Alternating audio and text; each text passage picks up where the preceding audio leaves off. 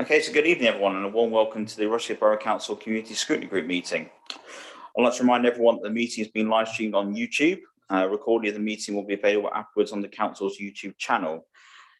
When you're coming to speak, instead of actually pressing the speaker, if you can indicate to me that you wish to speak and then only press the speaker when you are. The reason is the camera will focus on you as soon as you press your button to speak, if you aren't actually speaking yet. And no one wants to see Councillor Walker picking his nose before he actually wants to speak. So if you can indicate the old-fashioned way with your hand up first, and then as you come to speak, press the speaker, that'd be very much appreciated. In addition, under local authorities, executive arrangements, meetings and access to information, England Regulations 2012, yes, that does exist. Other people may film, record, tweet or blog from this meeting. The use of any such images or sound recordings is not under the Borough Council's control. So on to tonight's business. So first of all, I'd like to thank all our guests and all our officers that are here tonight. So we've got Mr. John Dunn and Danny Edwards from Wise, who are going to be up first for our first item. We're going to have Steve Bowler join us shortly from Nottingham County Council for the for item 4 on safeguarding adult and children's strategy. So on to the first item agenda. Apologies for absence. Have we got any, Laura? No apologies for absence. Right. It's good. Yeah. Item number 2. Has anyone got any declarations of interest? Councillor Jones. Thank you, Chair. This isn't about interest, it's about the minutes. Oh, okay. No, sorry. Oh, yeah, just about interest first. Anyone, any declaration of interest before we move on to the minutes? No? Okay, thank you. Go on, Councillor. Sorry, I was assuming.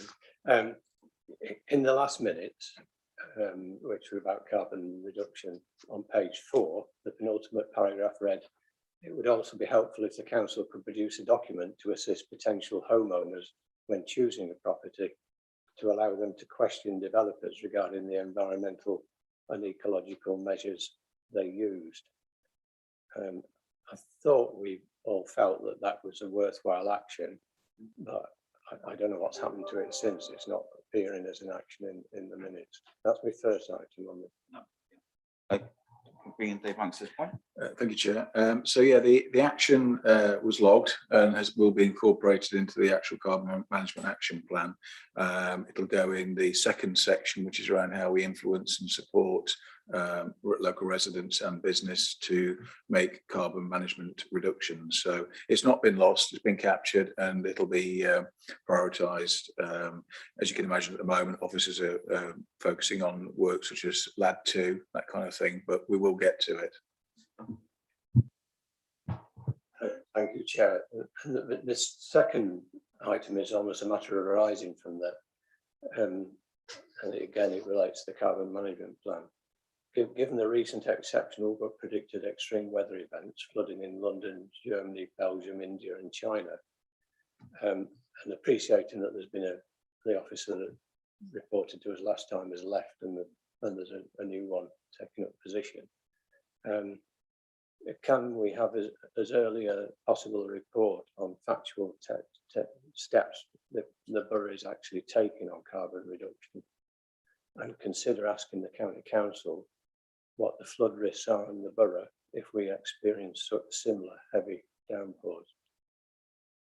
Yeah, no, thanks, Councillor Jones. I do understand your point completely. I mean, I think the issue we have obviously scrutinised the flood risk obviously and the carbon management plan in the last 6 months. I think what might be helpful is if potentially we ask officers to look at as any update they can give us, and then obviously send that out to members to look at. Very conscious of the work programme and the fact that we're supposed to review it every year. We know it's a very important item, of course it is, but at the same time, want to make sure that we're not just constantly going over the same items. We have got a very busy work programme. We're bringing Dave Banks at this point. Anything you want to add? No, Chair, I think you've sort of covered it very well. I think we did scrutinise both those items, as you say, very recently.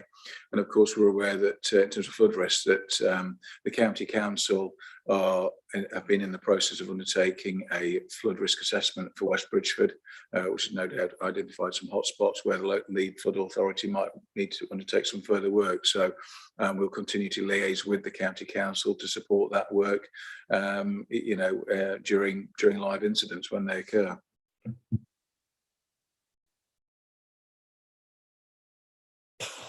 Right, so on to item 4, which is WISE. So this is the Environmental Crime Enforcement update. So we're going to have a presentation from John and from Daniel to update us on WISE. And obviously, as you remember, about 6 months ago now, we first scrutinised the introduction of WISE. This is more an update on how it's gone so far and for us to look at the performance and to make any comments. So I'd like to bring in John at this point. Thank you.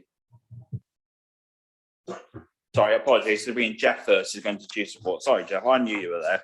I promise. So Jeff Carpenter is going to introduce the report before handing over to John. Okay. Excuse me while I.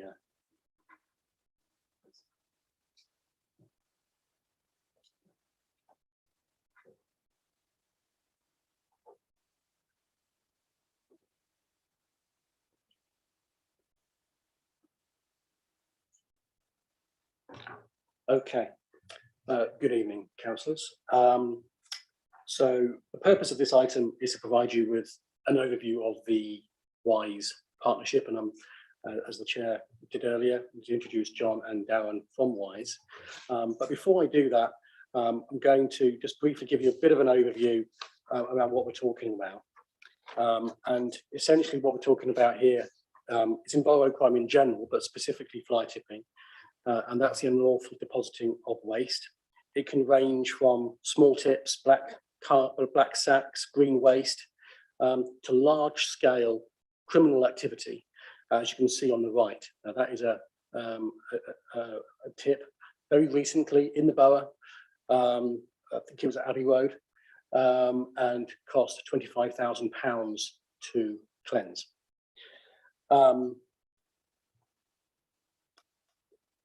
In terms of the data, you've seen some of this before. This is just to give you a bit of an update.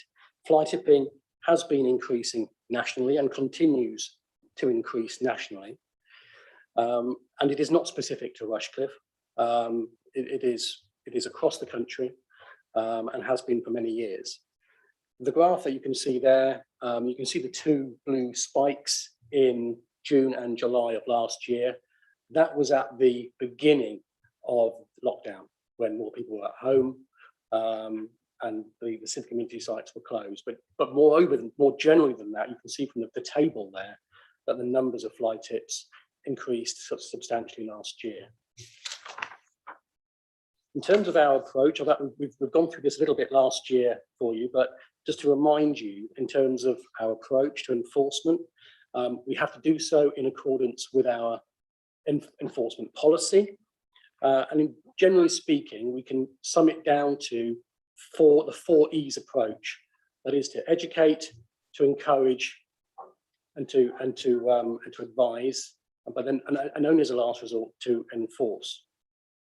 At the meeting of this group in July 2020, the group made a recommendation that in the light of the increase in fly tipping incidents within the borough, that it was recommended that the Chief Executive be asked to review the resources deployed on enviro crime enforcement ahead of 21-22 budget setting process, with a view to providing a suitable and additional resource.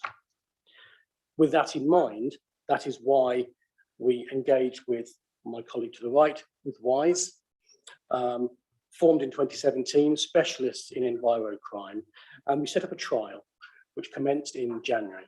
And with that in hand, I'm going to pass over to John to give you an overview and a bit of a feel for what WISE are all about.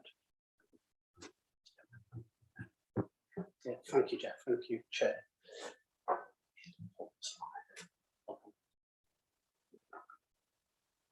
Okay, so the pilot itself, so we were commissioned to deliver a 12-month pilot. The pilot itself, please go back one more slide for me, was agreed.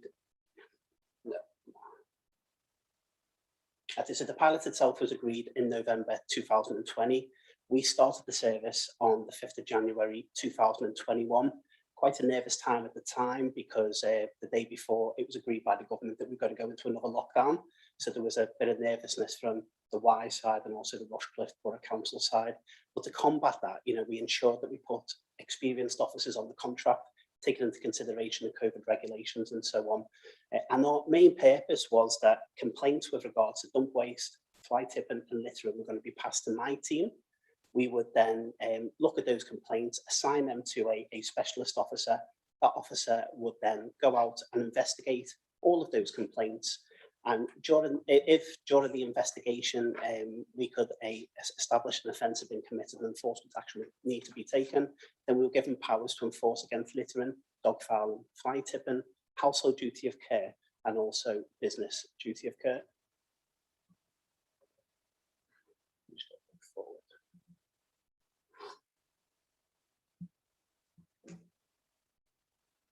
The aims of the pilot were to support the council's anti-litter campaign and current volunteer projects. Ensure that complaints made to the council, and those complaints coming from members of the public, elected members, and also council officers, were investigated and appropriate action was taken. It would release capacity for the internal environmental health team to tackle more complex investigations. So we've seen an example of that with the dog waste and fly tipping investigations that are currently ongoing. We will deal with all the low crime investigations, and then we pass on the major ones over to the internal team who've got the expertise to take that complex investigation to another level.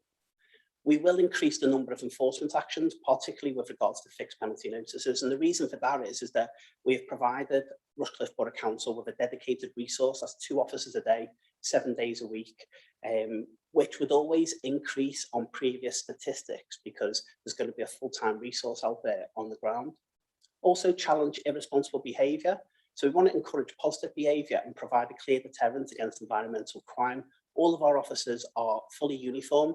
They will always have the council logo on the left breast, WISE logo on the left arm, and their identification will always be on the outside of their uniform, so they're always identifiable.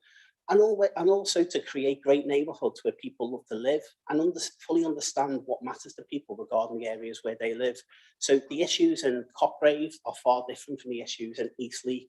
We believe now of our experience that we now know what type of issues are happening in one area compared to another area across all of the ward areas. Next slide, please, Jeff. So it's an end-to-end service. We recruit, we retrain all the officers, and we provide that right across the whole borough of Rushcliffe. All of our patrols are intelligence-led. They start from 7 in the morning till 5 in the evening. And we do work outside those hours, but because it's intelligence-led, it's only if we have a complaint and specific intelligence that would mean an officer going out to investigate a complaint at 6 in the morning or 8 in the evening. And we've had quite a few of them up to now. We've had really good results from them as well, but the defaulted hours would be 7 to 5. 2 officers each day on an agreed roster basis. So that's an agreed deployment strategy with Rushcliffe Council and also WISE. And the rota does reflect all the hotspot locations made up from all the complaints that have come into WISE. Officers will investigate dumped waste complaints within a 24-hour period. So once that complaint comes to our operational support team, we will go out, investigate the complaint, and we will also report that back to the Streetwise team. Now, there can be a number of actions with regards to that. First one being that we found evidence and we're going to take enforcement action, and the waste needs to be cleared. We take enforcement action and we ask the alleged offender to clear that waste. We get there and there's no waste there, so that saves a trip of Streetwise going out. And more often than not, it's because Streetwise are so proactive and they've already removed that waste before we've got on site. Officers are authorised to issue fixed penalty notices, and also Rushcliffe Council retain 5% of all collected revenue that comes in from the issuance and the payment of those fixed penalties. Yeah, next slide. From the 1st of January to the 18th of July, it's to the 18th of July to try and get you some real-time statistics. So these statistics will be an increase on the report that was attached to this meeting. We've investigated 827 dumped waste complaints. We've carried out 124 business waste inspections. We've served 136 notices, and they are to businesses with regards to commercial waste receptacles. So that's whereby a business has a commercial waste receptacle, but they're not storing the waste within the receptacle. So they're dropping the bin bags outside, or oil or other various waste items outside the receptacle. So we simply issue a notice telling the business that that waste needs to be stored within the receptacle lid needs to be down, and the receptacle needs to be locked. And if that can't happen, then you may well need another receptacle. And that's where we have the education and engagement with that business. But when we issue a notice, we then go back 21 days later to just make sure that the business is compliant. And in fairness, most businesses are compliant after that 21-day period. We've also issued 124 business duty of care notices. So that's whereby we will carry out a 10 to 15 minute business waste inspection on a business. And what we want to establish is what waste is produced, how it's stored and how it's transferred. And we're just making sure that that business is lawful at that time. As a result of that, 1,590 fixed penalty notices have been served, 1,439 of them for littering, 16 for dog fouling. Now, with dog fouling, we find on average that it takes us 8 hours of intelligence-led patrolling to issue one penalty. However, in Rushcliffe, it's taken us 40 hours, which is kind of a testament on the area, really, because there's a lot of dogs, a lot of green spaces, but there's also a lot of people picking up after their dogs as well. We've issued 80 penalties with regards to fly tipping, so that's residential and business. 6 for household duty of care, so that's whereby we've carried out a PACE interview as we've investigated an alleged offender or a suspect at that time. And during that interview, we've been able to prove that that person transferred waste to an unauthorised waste carrier and they can carry out reasonable checks. So that's your van and man, where someone has 5 bin bags, go onto Facebook and someone remove my waste. Yes, I'll do it for £40. And then they haven't gone and checked whether that person has the required licenses in place. And then we find that waste dumped around the borough. So we found, we've issued 6 penalties with regard to that. 44 penalties for failing to produce waste transfer notes. So that's whereby we've inspected a business and the business is not transferring their waste lawfully. So from the 124 business waste inspections, we found that 44 businesses were unfortunately at the moment not transferring their waste in the correct way. What we'll find is that when we do the follow-on visit 3 months after the first visit, is that those businesses are now compliant and they're now transferring their waste lawfully, which means that we won't find any of that waste in and around the borough when we're investigating fly tips. And also 5 commercial waste receptacle penalties. I've put together 2 tables to kind of show you, go back on that, to show you how many penalties we've issued, broke that down into ward areas. But then also what I've done is I've put a table together based on the amount of hours of spending in each ward area patrolling, because we're often measured on penalties issued as opposed to the value that we actually stick into the contract. And what I mean by value is the time that we're spending going across all of these ward areas and investigating all these complaints as well. These slides will be available to you as well after the meeting, so you can see within your particular ward area how much time we are spending within those ward areas. As you can see, some pictures in the middle there. So Dan to my left, who's the operations manager for the contract, you can see he's investigating a fly tip there. That was only last week. And then bottom right, we're issuing a penalty for someone who failed to pick up dog feces after their dog. Next slide, please. We also break it down into towns. So with ward areas, it's all based on the technology that we used. The GPS tells the system what ward the officer's in, because sometimes the officers aren't sure whether they're in one ward or another ward. And with West Bridgeford, they always think they're in West Bridgeford when actually they're amongst different wards. With this table here, this is where the officer, it's based on town and where the officer believes they are at that time. So as you can see, West Bridgeford kind of is right at the top of the tree there. But as you imagine, a lot more population in West Bridgeford, a lot more going on as well. That's why a lot of penalties have been issued there. In the middle is fly tipping only. So from the 80 penalties, that is the breakdown of where the fly tip took place and when we've issued the penalty. Again, though, if you look at the fly tipping statistics against the litter and dog fouling statistics or the whole statistics, West Bridgeford is quite high on the table. And then to the right, we've got 2 pictures of recent fly tips. The top fly tip on the right there is actually a big dumper truck, and it's in the area of Gotham, and actually it's Councillor Walker that put us onto this area when we've done a photo shoot, whereby a lot of waste is being dumped in that area off the roundabout.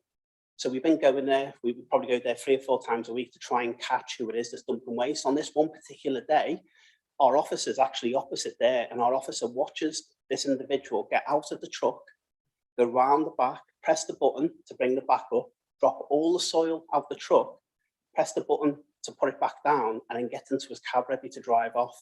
But obviously the officer had time to get over there and stop him from driving off. An on-the-spot interview took place. The driver said he accidentally dropped some of that waste out the back of the truck, Fortunately, body worn cameras that don't lie, and he was issued with a fixed penalty notice. He did unfortunately go to social media and tell everyone a bit of a different story.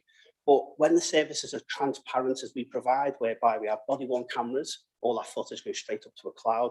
Jeff and his team can see that footage immediately. We issue penalties on the spot up to the cloud, also can be seen. Witness statement, electronic notebook entries, pretty much everything we do on the ground goes straight up to the cloud and can be viewed by Jeff and Martin and the environmental health team. So we're being watched at all times. The bottom picture is Wilfell Farm, the nature reserve. So what's ironic about this story is that Daniel was on this one with me as well, is that we found 5 dumps from one household in Clifton, and it was always the same names on these dumps, really big dumps. There's one in Eastleigh, there was one in Gotham, they were literally right around the borough. We'd done 4 different PACE interviews with the owners of this property, and we couldn't get the points to prove. We couldn't prove it with them for fly tipping and depositing. However, when they give it to a van and man, on this occasion, we've done the PACE interview, and obviously they weren't aware of household duty of care in that offence. The alleged offender said, oh no, what I did is I paid someone £50 to take it away for me. It wasn't my fault, it was his fault. I didn't realise, and and usual excuses. So what it meant is that we could issue a penalty based on household duty of care because they transferred it to someone who was unauthorised. So it took us 5 occasions to get someone, or to, I don't want to sound too brutal on that, but to catch someone committing a dumped waste offence. And on the 5th occasion, we finally caught them, but we could use all the evidence from the previous dumps to make that case a really good case as well. Next slide, please, Jeff. So this is just a quick real-time graph to kind of show you that if you look at the red area in the middle, that's our geofence right across every ward area and across the borough of Rushcliffe. Inside that area, all that, the red and the yellow and the blue is showing exactly where offenders live within the borough. But what I want to bring your attention to is the out of the borough, where you've got all your blues and so on, all your green markings.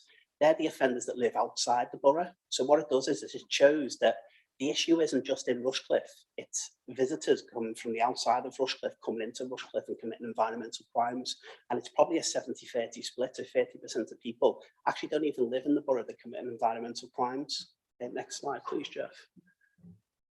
This graph here is based on where the offences took place. And again, the reason I wanted to bring this one to your attention is you will see a few GPS spots that are just outside the borough and they're in Nottingham City. Those spots there are based on fly tipping because we take that reading from when we issue the penalty on the spot. So if it's normal in the borough and it's littering, then the officer will approach and the officer will issue the penalty on the spot. So they're all within the borough. But the ones that are outside the borough, in order to issue that penalty, we need to go to the doorstep of the alleged offender and we need to interview them at the door. So you can see there's quite a lot of offenders that live in Clifton and also live in Nottingham City as well. So they're all fly tipping. Next slide, please, Joe. So our process is that we will enforce in accordance to RBC's enforcement policy. So everything we do is in accordance to the enforcement policy set out by Rushcliffe Borough Council, also in accordance with DEFRA guidance and our own really robust standard operating procedures. And we can provide you with a copy of our standard operating procedures to anyone at request. We won't issue penalties to anyone under the age of 18, but we will collect the details of that alleged offender, even if they're underage, and we pass that on to Martin and Jeff's team.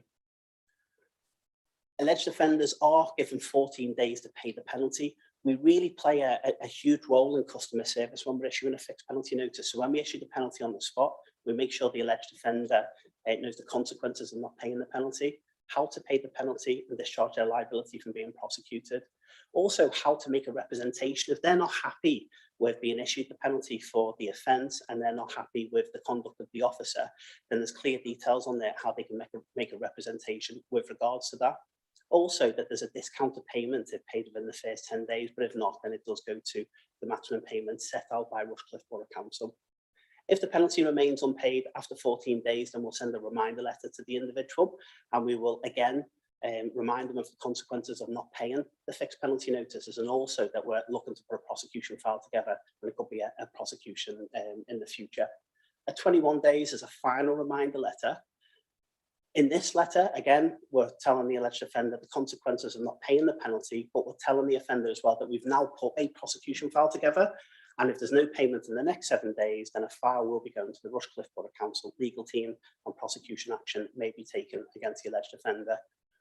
But with regards to the representation, it is an informal appeal. We will acknowledge within 3 days, we'll investigate, and we'll close every representation down within 10 days after that. And we will also work with offenders who are suffering from hardship reasons or just simply don't have the means to pay the penalty. And we can give them an extension on the payment for up to 3 months. And we will freeze at the discounted rate as well, because we don't want to penalise them any more than they've already been penalised for dropping litter or dumping waste or so on. And the fixed penalty notice, if it's not paid within 35 days, then it will be referred to the council legal team for further consideration. Next slide, please. So to date, from January, 14 penalties have been cancelled. And I think what that shows is the robust representation process that we do have in place. So if an officer issues a penalty, we must ensure that it passes the evidential test and also the public interest test. Every penalty that we issue will always pass the evidential test. On occasion, depending on certain factors and also council policy, it may not pass the public interest test. And if that's the case, then we will cancel the penalty from there. Again, though, everything we do is completely transparent. So if we do cancel a fixed penalty notice, Martin and Jeff's team can see that, and they can see the investigation that's gone behind the scenes. And that is always independently reviewed from the officer. So we will check camera footage, we will speak to the officer, we'll check all the collected evidence before making a decision on whether we decline or we accept the penalty. But something to bear in mind is that 10% of every penalty, 10% of the penalties issued will result in a representation.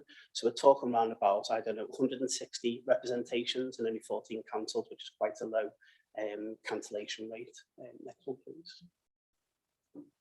So the cost of the service from January to June, WISE provide all resource, so that's training, manpower, technology, and that's at no cost to the council at all.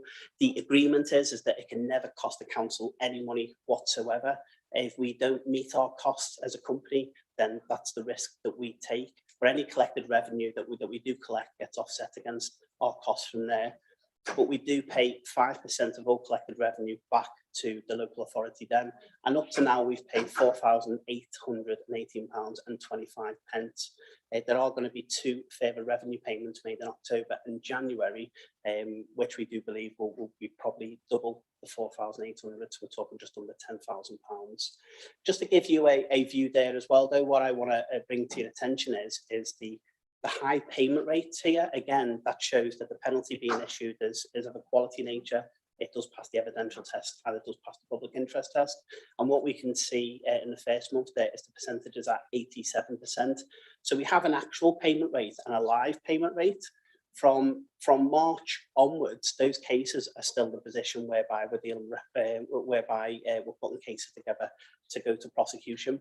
The payment rate will increase once we summon an offender to court, because you get a last opportunity to pay as opposed to going to court from there. Next slide, please. In April, we took on an ad hoc role of helping Rushcliffe Borough Council out with the local parks, and that's paying particular attention to Bridgefield Park, Bridgefield, and also Boundary Road Park. There was a lot of I remember our first weekend, or the first weekend before we started, literally there was just litter absolutely everywhere. And what we found is that as weeks went by, that the cleansing issue was disappearing. People were putting their waste in bins, and there was a real education approach to these weekend patrols, because we were engaged with park users.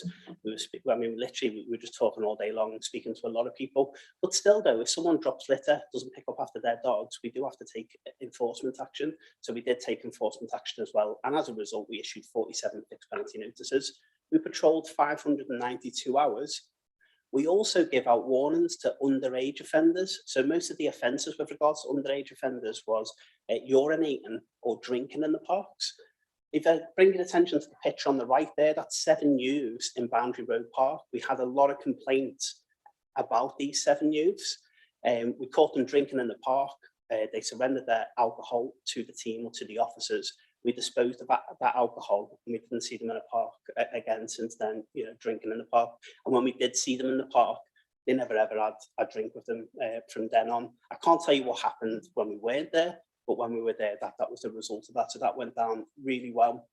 And the feedback that we've received is that the operation went really, really well. And we took a common sense approach as well with over 18s drinking. So if they were drinking sensibly and, you know, in small proportions and behaving themselves, then we would go over education, tell them about the PSPOs in place and so on, and we would let them be. But there was on occasion some people that let the drinking get out of hand.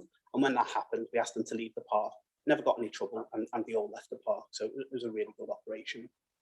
Next slide. And then finally, just some of the positive media that's taken place within the first 6 months of the pilot. You know, that media has ranged from dumped waste, fixed penalty notices issued to fly tipping. Face masks become a bit of a thing where people are dumping face masks all the time, and so on. And Chair, I'm happy to take any questions if there's any questions coming. I've got one more slide. Oh, sorry. Just got one slide that I got passed over earlier, my apologies, but I think it's an important slide in as much as it demonstrates the amount of partnership management that we're putting in place on this contract.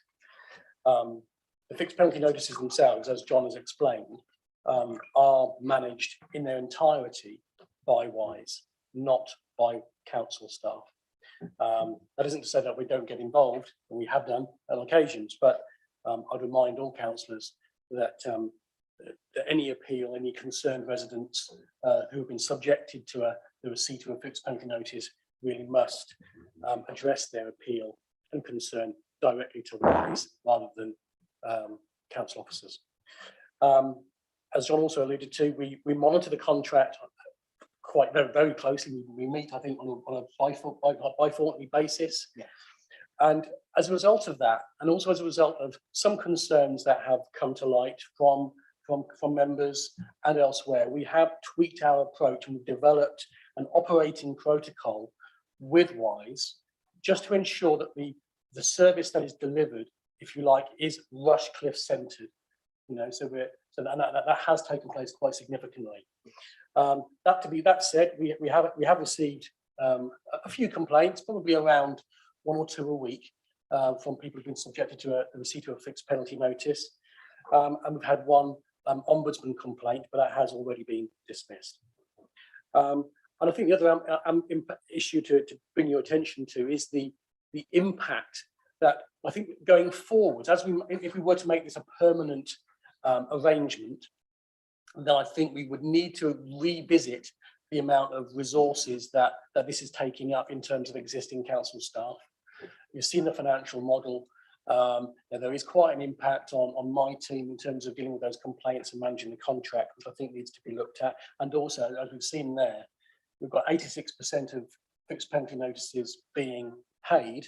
Well, that's 14% of a very large number of complaints which aren't being paid, and therefore are very likely, well, they will be subjected to a legal file, which we pass through to our legal team, which in turn amounts to quite a considerable amount of workload. So that is something that we're investigating internally at the moment in terms of how that might work in terms of our costs going forward. So I thought it was right to bring that to your attention. So in terms of the actual approach itself, we are recommending that we extend the trial because this year is a different year. It's not a normal year. People haven't been out and about as much, certainly for the first 3 or 4 months, than we would normally expect. So my proposal is that we extend the contract for a further year to ensure that we gain a greater understanding of what normal looks like, and also to give us that opportunity then to go through a formal procurement tendering process next year. Thank you. Any questions? So bring in Dave. Thank you, Chair. So just to clarify, so what Jeff has just said links really well to 4.8 on the report, which effectively we've had a conversation and a recommendation discussion with the Cabinet portfolio holder, Councillor Rob Inglis. He's absolutely delighted with how the trial is going. Really pleased about some of the outcomes and the positive work and really the impact and behaviour change that we're seeing as a result of the work that WISE are doing.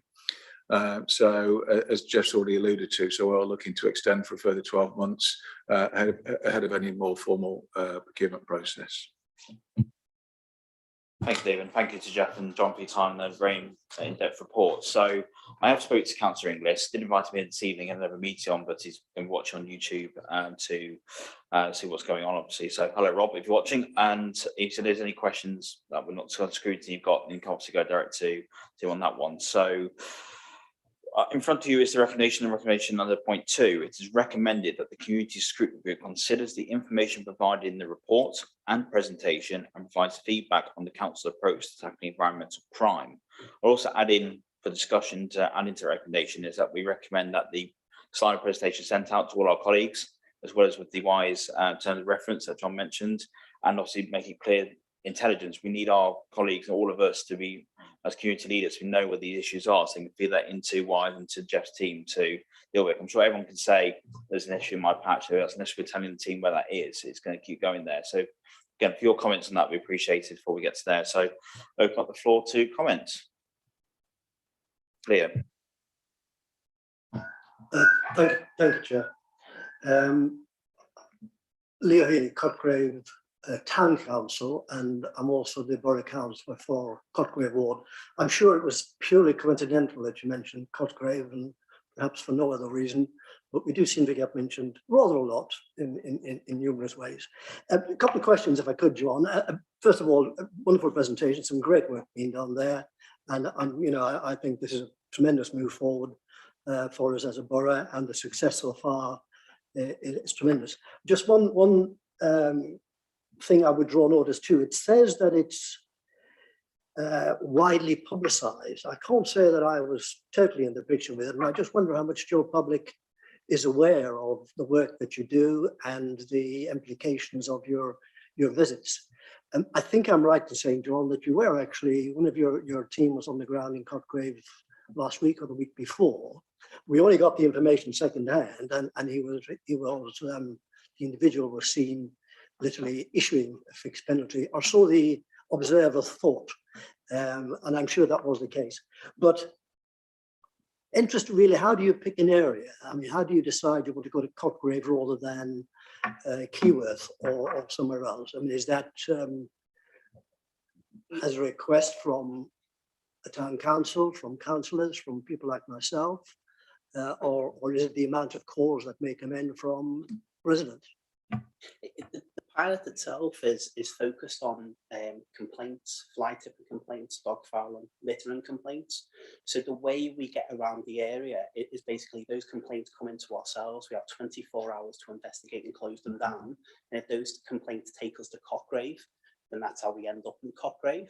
But whilst we're there, we don't kind of just go and check the complaint out. We also do some proactive patrolling. Okay. So we'll patrol around the areas. And also over the 6 months, what we've done is we've been given a hotspot list from Jeff's team, which started us off, but we've also generated a lot of hotspots while patrolling the area as well. So we'll go around those particular hotspots. If I forget the name, was it Ringlees? Is it like the yes. Ring Road? Yeah. So we get a lot of complaints with regard to dog fouling there, and also by using Cotgrave, it was just coincidental, really. It was more so in my mind. I know I get a lot of complaints with regards to fly tipping there, but then when I think of East Leek, it's always dog fouling. So I've got the intelligence in my mind now from the last 6 months of the pilot. Okay, and the sheer practicalities are, I mean, the fly tipping, yes, major problem, as are the other issues as well. But I'm just thinking about littering. So littering, you have to see somebody, I'm assuming, actually commit the offence. That's correct, councillor. Yeah. So the way I split them up is that we've got proactive offences and we've got reactive offences. So whereby with littering, the officer visibly has to observe someone with litter in their possession, dropping it on the floor and then walking away from that. Sure. And that would be the points to prove to a littering offence. If that happens, then they follow their standard operating procedures, which is operating their body worn camera, approaching the person, introducing themselves, telling them what they've done wrong, and then they follow their procedure from there then on issuing the fixed penalty notice.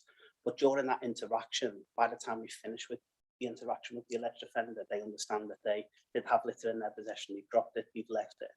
And the consequences are that they've now been given an opportunity to pay a penalty to discharge their liability from being prosecuted.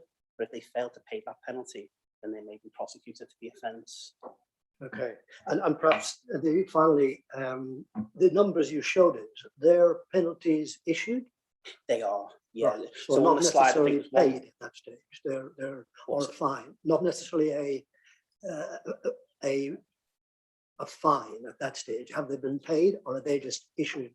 So What I'm really trying to get at is, Yeah. I would find it very useful, and it's funny, we had our town council meeting last week, and this subject came up, and it was, well, you know, we need some information, and I'm not suggesting we name and shame, but I would find it very useful if on a monthly basis, I was able to say at our town council meeting, well, look, last month we had 30 penalty notices issued in the village, resulting in 15, 20 fines. And try and use that to get the point out there in Cotgrave itself or anywhere else for that matter. So to explain that is that a fixed penalty notice is in effect a fine. It's not a fine, only a court can issue a fine, but the simplest way to articulate what it is to a member of the public is that when you're issued with a penalty, you need to pay that penalty or you'll be prosecuted. So it's always treated like a fine. So on the statistics that I showed before, anything that had fixed penalty notice on it means we've issued the penalty on the spot, and that person now has to pay that, which in effect it is a fine. And if you don't pay it, then you can be prosecuted. But I also refer to notices.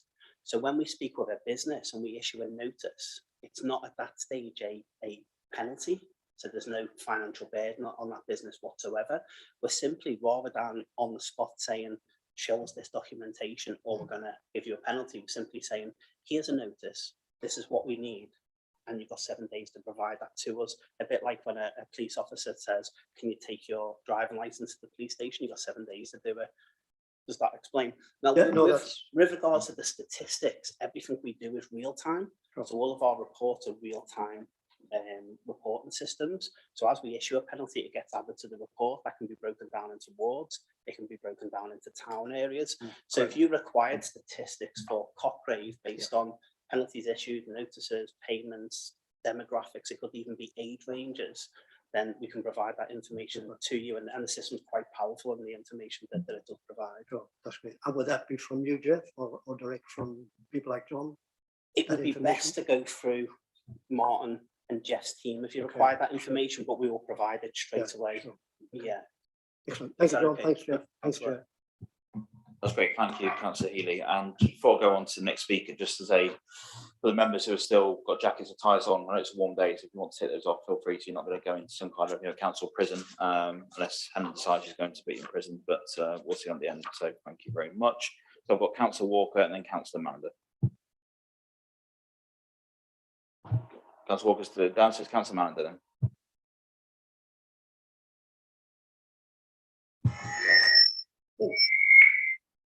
Thank you. There's a lot of feedback there. Yeah, thank you guys. That was a really good presentation. It's really interesting. It looks like it's working really well. A question I had was, how does it work out with where the waste is tipped? If it's on public land or private land? I noticed that one of them, I think one of the FPNs have been cancelled because the landowner had given permission for it to be on the land. And I've seen sort of waste that's been dumped, and people have complained to me about waste that has, quite obviously been dumped, but it's nowhere near a highway. It's somewhere that they might have seen from a public footpath.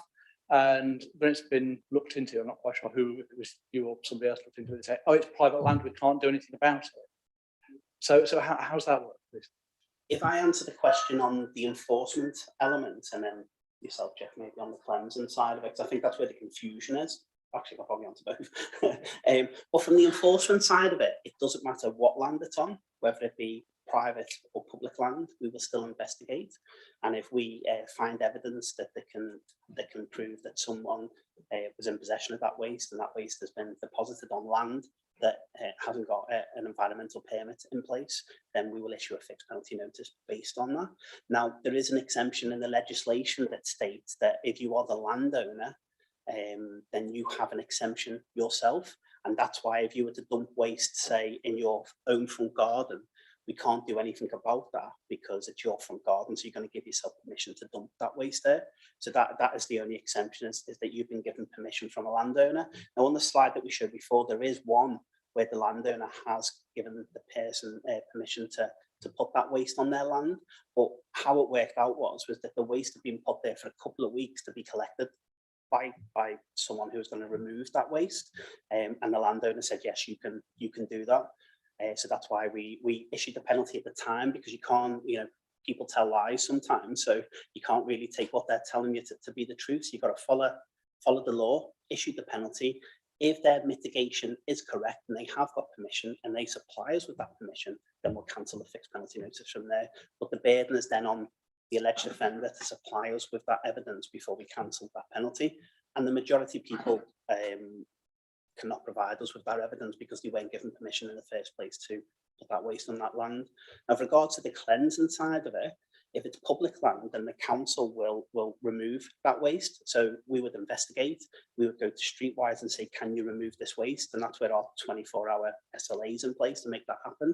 If it's private land, we will then refer that to the environmental health team, and then they will take further investigations from there, which Jeff would be able to answer, because I'm not sure what happens with that waste or how it's removed.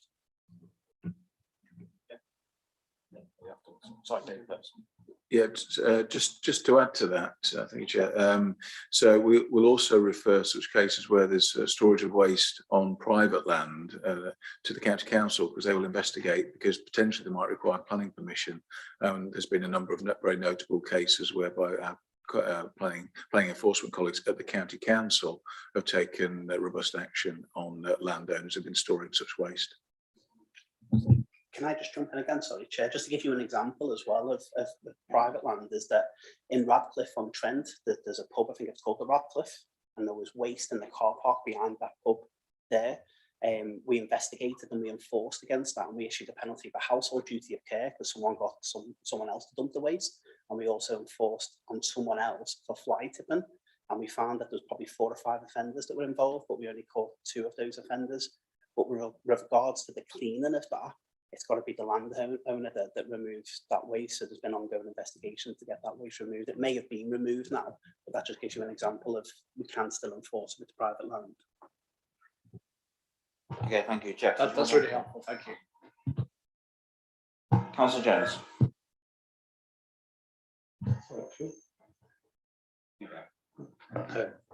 Sorry, excellent report, really exciting stuff. I think you should be in charge of the police at times. The question is, I don't know whether it's for Jeff or yourself, but you mentioned, for instance, that group of kids in Boundary Road Park. Sometimes of an evening, there are large groups of kids of that order with lots of drink heading up to the council's Sharp Hill Wood. And residents are never quite sure who to report it to. Presumably on a Friday evening at 8 o'clock, you would not be able to investigate that. That's one question. And related to that is, I think some people use the website to report to Streetwise for street cleaning. And I don't know what the connection is between that and reports that you need to act upon. And then my third question is probably not too wise, but it says in the report, I think there's about 438 in the report that weren't paid and the 15 being reviewed. How complicated is it to apply to court? Can the court provide add costs to the council? And is that apparent to the person who's got the notice? So do you want to come in, Jeff, first? Yeah, I'll come in, Chair. So the first question in terms of Sharp Hill Woods, I think it's relevant to point out that we engagement wise support for a specific reason. It's not something that we would, it's not a permanent arrangement. That was entirely down to our COVID response, paid for through the contain fund. As a result of antisocial behaviour and the issues that we had last year, especially in Bridgeford Park and elsewhere. That's why we engaged WISE for that purpose. So whilst they've done that work for 3 or 4 months, that's now ceased. So going forwards, what WISE role is specifically on enviro crime enforcement rather than antisocial behaviour. So the answer to your question is, when you've got antisocial behaviour in Sharp Hill Woods, your first port of call is the police. Can I just come back on that, which is, it's not just that, it's massive littering.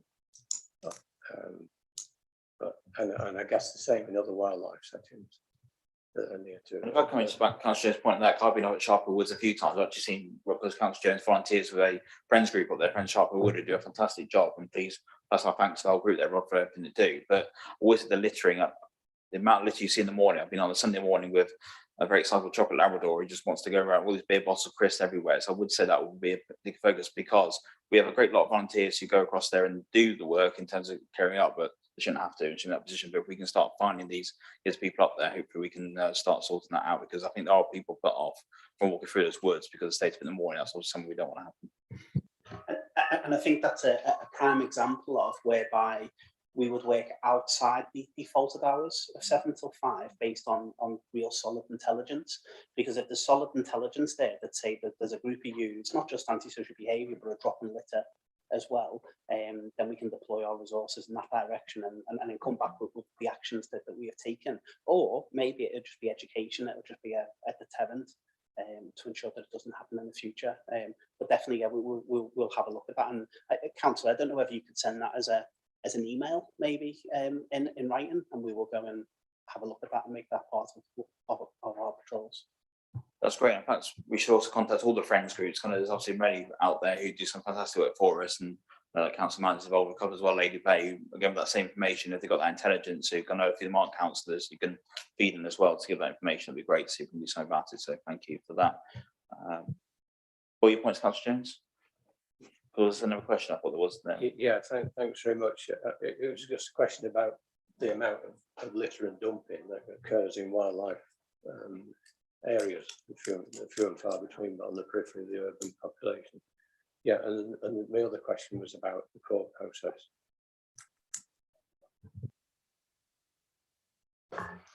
So on your second question, Councillor, it was how reports are made online and where those reports go to. So when reports are made online, and they're all coming from elected members of the public, and also council officers, those reports are logged on a system called Citrix, and then those reports immediately go into the mailbox of my team and my operational support team. We then have 24 hours to go and investigate that complaint and then feedback our actions. And that's whereby if we find dumped waste and we investigate, if we take enforcement action, we'll come back with that action to the Streetwise team. And then we will also ask the Streetwise team to go and clear that waste up from there then.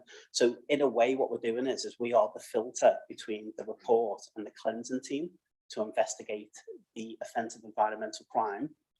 And then it finishes with the Streetwise team who will clear that area up. So every single report goes into the system and filters to ourselves if it's environmental crime. Now, if it's something else like street light, then that will go to the relevant team for street lighting. Does that make sense? Yeah, it's just I'm familiar with the Tell Us Once system on the council, and I always thought it went straight to Streetwise, but if it goes to you as well, then that's clear and that's helpful to know. But yeah, it used to go straight to Streetwise, but when we started the pilot, the main purpose of Wise's involvement was to investigate all of the reports before Streetwise cleaned it. Otherwise, Streetwise would just go out and clean the waste, and we would never find out who dumped the waste there. So now we're there as a filter now.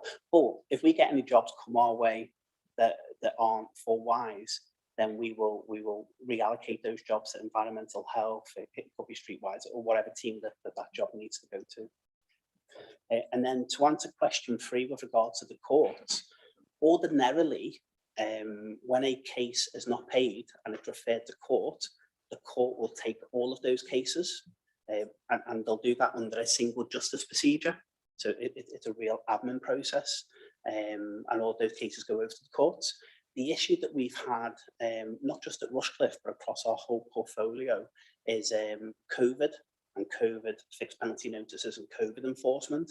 And at the moment, the courts are so clogged up with that enforcement that it's really difficult for the environmental crime cases to get through. But at the moment, we are submitting between 5 and 10 cases per week to the legal team at Rushcliffe, and we finally got ourselves through. So now we're going to push those cases through to court, and then we're going to catch up on that backlog of cases as well, and then the service will resume as normal. With regard to the cost to the council for court time, I don't believe there is a cost, but when a case goes to court, the court, when awarding,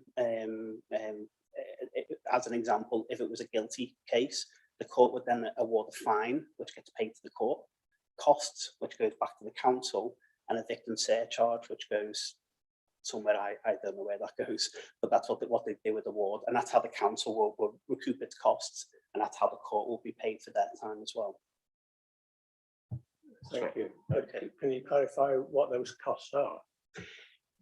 I can at the moment I can give you an estimate which the costs are ordinarily the amount of the penalty plus £50 on top of that. So I would estimate it being £150 fine, £150 costs, and a £25 victim surcharge for littering. Now for fly tipping, it can be anything up to £50,000. So no one will ever know the cost, but it's significant. You're probably talking £1,000 a case altogether for the alleged offender if they're proven guilty. Thank you very much. That's great. Thank you, Councillor James. Councillor Walker's now wants to grace us with his presence. Now he's decided, so over to Councillor Walker. Thank you, Chair. It's good on occasions to, like this to reflect. And I only just noticed from the report that it was literally a year ago to the day that we made the recommendation to provide suitable additional resource to cope with the increased workload. And I, for one, if I was offered the position that we're in now 12 months ago, would have snapped anybody's hand off. No offence to anybody in the room, but local government, not always known for its agile and rapid movement, but that certainly happened in this case. So I think the first thing I'd like to say is well done to everybody. And the challenge then is, if we're in another 12 months, to be just as far down the road as we are today. So that's, I think that a couple of questions that I've got perhaps focus on that. We've talked about the costs and issues around recovery, and obviously that's an important part of figuring out how we're going to do it. If people get to know that if they don't pay it, then either they're not get pursued through the courts, then the thing will soon strike down. One of the other things I thought was interesting, and I suppose is a challenge, is how we're going to strike the balance between the easy stuff to detect, which makes the money, and the hard stuff to detect, which costs the money.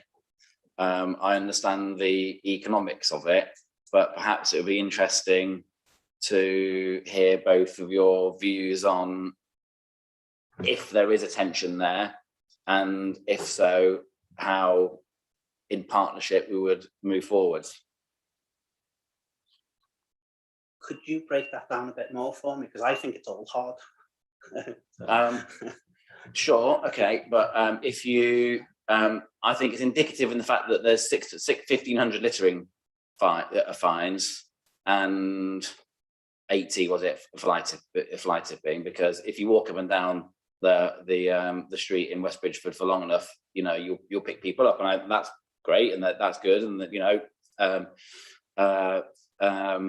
offending deserves enforcement. And you showed the man hours involved, I think, with, you know, I can't remember what the exact example that you gave, but was 80 hours to find a dog file. So that, look, by, you know, that's what I'm getting at. That stuff is more expensive for you to detect. You know, and in our ward, the more rural the more rural you are, the harder it's going to be to detect. So I'm grateful that you sat on the roundabout and Gotham and waited for the guy with the lorry, but you know, I get that that's a long that's long in the offing. So you're in it to make money. I get that. So how do we strike that balance between the easier things to detect, the easier notices to issue, and the harder ones to get at. Yeah, I think it's. I mean, this is why we have a 6-month review and and a 9-month review before we hit the year part. And I think it's more of getting the right people in a room and brainstorming it, whereby whereby you see how much it's actually cost wise to deliver, how much revenues come in, how much margin is left after that revenue, and how much money's gone over to the local authority. That's the finance side of it. From a practical enforcement side of it, I see it a little bit different to the way you've articulated that back to me. And the reason I see that is that we focus on fly tipping. The only time we then go and focus on littering is when we've got no more fly tipping to focus on. So we've received over 800 complaints that have been investigated. From those investigations, we've achieved 80 fixed penalty notices. Okay. If you were to give me 1,600 complaints for fly tipping investigation, then I imagine you'll see 160 fixed penalty notices and a lot less litter penalties, because we wouldn't have time to go and look at the litter side of things. If you get what I'm saying. With regards to dog fouling is very, very intelligence led. It's all based on the intel. I mean, we've issued penalties from Ring doorbells. There's one in Flimflam whereby the complaint actually sent in the Ring doorbell of the dog actually doing what it does and told us exactly where the person lived. I mean, there's no way that guy could get away with that. But that intel is absolutely amazing. So it only took us half an hour to catch that dog foul because it was from the complaint. So I think what I'm saying is we don't go out in the morning and go, we're just going to go and look for litter now. Behind the scenes, there's a much larger strategy than that. And the focus is based on the dump waste complaints. If we went out and just focused on litter, we would never keep to our 24-hour SLA on investigating the complaint and then putting the action back. And also, you are right, fly tipping is much harder to investigate and enforce against. And I know if the officers had the choice of going to enforce litter or fly tipping, they would go litter all day long. And that's why we have to have a strategy in place to make sure the complaints are investigated first. Or I think if we all get in a room, we can create a strategy, and we can also go through the lessons learned for the next 12 months. And I'll give you another example. We work with a lot of councils across the whole of the UK, and although we abide by the law and the council policies, council do things in different ways. We had quite a few complaints coming to members with regards to the way we were investigating and enforcing against fly tipping in the first couple of months. And that meant that we all got round the table and put together an action table on how Rushcliffe want it enforced. As an example of that, if there's waste behind someone's house and we've got a complaint telling us that waste has been there for 5 months and it was dumped by the person in the house, as part of our points to prove, it's not just simply proven now that person deposited there on land without permission. We now have to also make sure that it's been there for at least 3 days. And then that ensures that someone just hasn't put that waste out on one day and you're going to remove it the next. So we ensure that 3 days. Now, if I go to Ashfield Council, though, it isn't 3 days there, it's 1 day. So every council is completely different. But I think what I'm trying to articulate is that we can bespoke this service in any way, but we all just need to get around the table, whether that be on the finances, deployment, or the easy and the hard enforcement. Yeah, we'll definitely come up with a solution. Happy, Councillor? Any points? I've got a bit more, if that's all right. I don't know whether you were talking as if you were going to go. Well, it's coming, Dave. Quickly, just want to Yeah. come back to you. Okay. Yeah, thank you, Chair. So I think John's illustrated really well why we wanted to work with Wise as opposed to perhaps some of the other companies, because there are other companies that are doing this kind of thing up and down the country, working with local authorities. But it's about how John has responded and listened to the feedback and how we want him to operate in Rushcliffe, because this was a new high risk pilot that we took on in a very different arrangement than perhaps we've been used to. And frankly, we didn't want that sort of just concentrating on what you might describe as the low-hanging fruit. Actually, we want to focus on the more serious environmental crime, but obviously pick up other issues at the same time. And I think he hasn't touched on some of the business compliance work that and the value that that's had back to the council. So rather than deploying environmental health staff to try and deal with some of the more sort of intractable problems on a parade of shops where they're using each other's bins, for example, John's team has actually gone in a really cost-effective way and solved some of those issues. So his impact has been really quite far-reaching. I agree with that. Just for completeness, my comments about the littering aren't critical in any way, because I understand it needs to make it pay. Yeah, so I get that.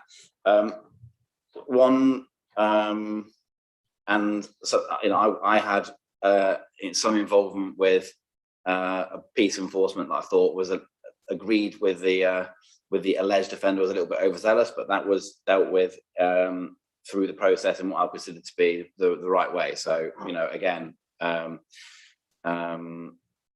thank you for that. So on fly tipping, we're looking at kind of about 10% detection.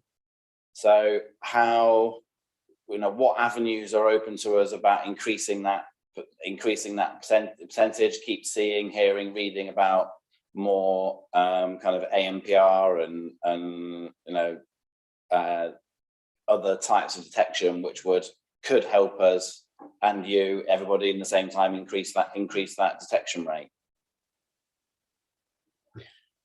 I think, Councillor, it comes down to quality of evidence. The majority of fly tips that are referred to us, you know, will be, you know, black sack of garden waste or inert material that's been deposited. Unless you've visibly seen that dump being undertaken, it's very difficult to gather that evidence. So it's the quality of the evidence. Obviously, we can accept things like dash cam footage, CCTV cameras. We've got, I think, 2 of those. All very, very useful, but also personal witness statements from members of the community. And if they see it, report it. And the proper way to do that is to report it on our online form with all the relevant details. Be prepared to stand up and be a witness. All of that will help increase the detection rate. I totally agree with Jeff there as well. And you know, definitely eyewitnesses, not just telling us who did it or what vehicle did it and giving us that account, but being able to also give us a witness statement, because we've had, I could probably count 6 or 7 incidents whereby someone said, I seen a van, this was the reg, it was white, great description, everything was absolutely perfect.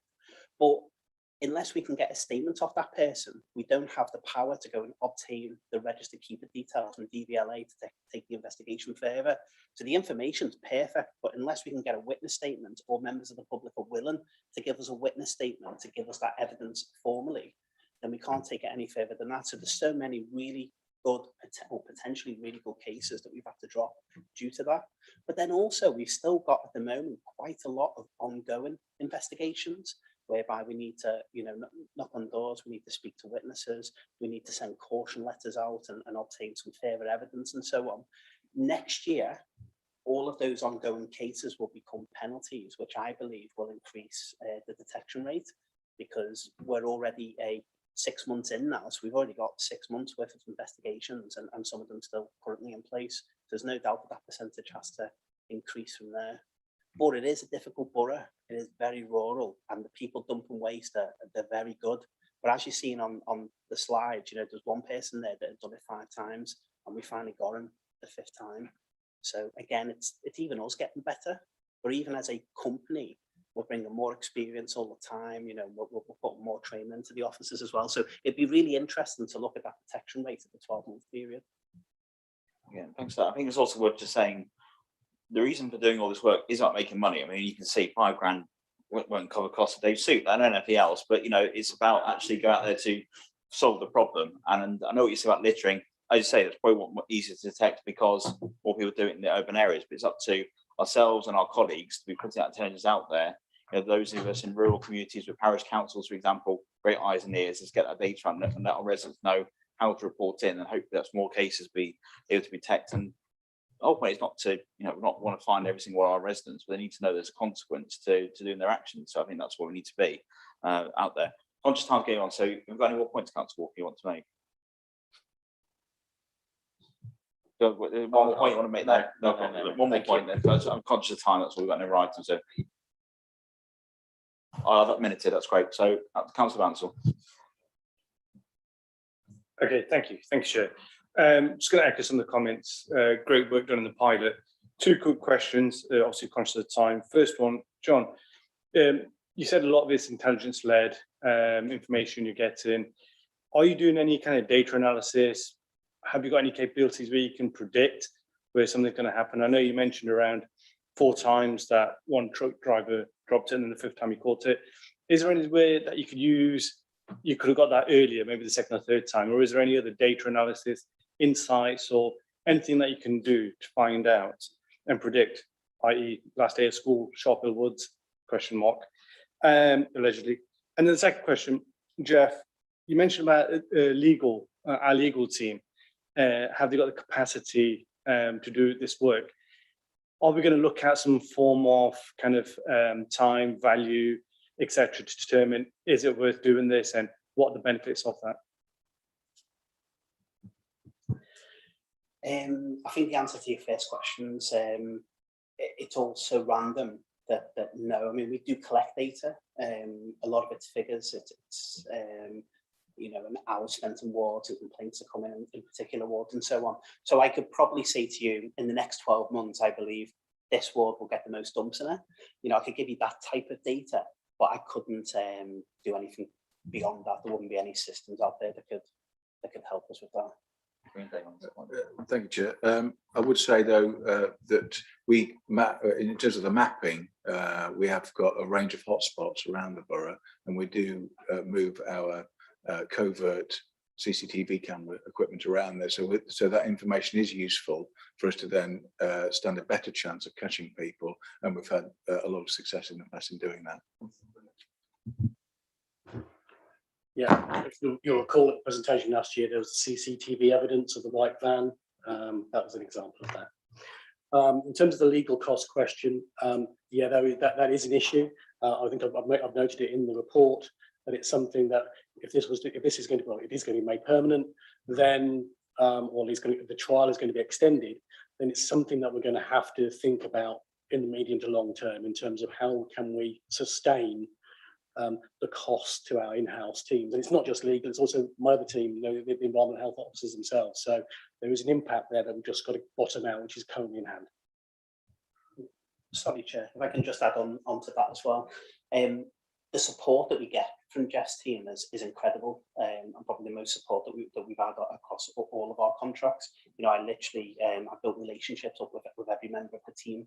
I can't give an answer on covering those costs, but with regards to legal, is that once these cases start to go through and we start putting the cases through on a regular basis, you're probably talking about 10% of all penalties will become prosecutions and they'll go to court. We find on average that 30% of the costs get paid on an annual basis. So whatever the total is at the end of the 12 months, 30% of those costs will be paid back to the council on a residual basis. And then that will just keep accruing year after year from there. So I do believe enough costs will come in to be offset against the legal costs. But Jeff's team, yeah, I'm not sure on that one. That's great, thank you. And I love the point that you've made about the cameras moving around. And those watching on YouTube and residents, I think it's great for them to hear that, even if anyone's thinking about it. Thank you. Absolutely, and also thanks for feedback about Jeff and the team. Obviously doing a fantastic job, Jeff, so I'll please pass on to the rest of your team as well. That feedback is great to hear. Was there any other council who wants to make any points? Yep.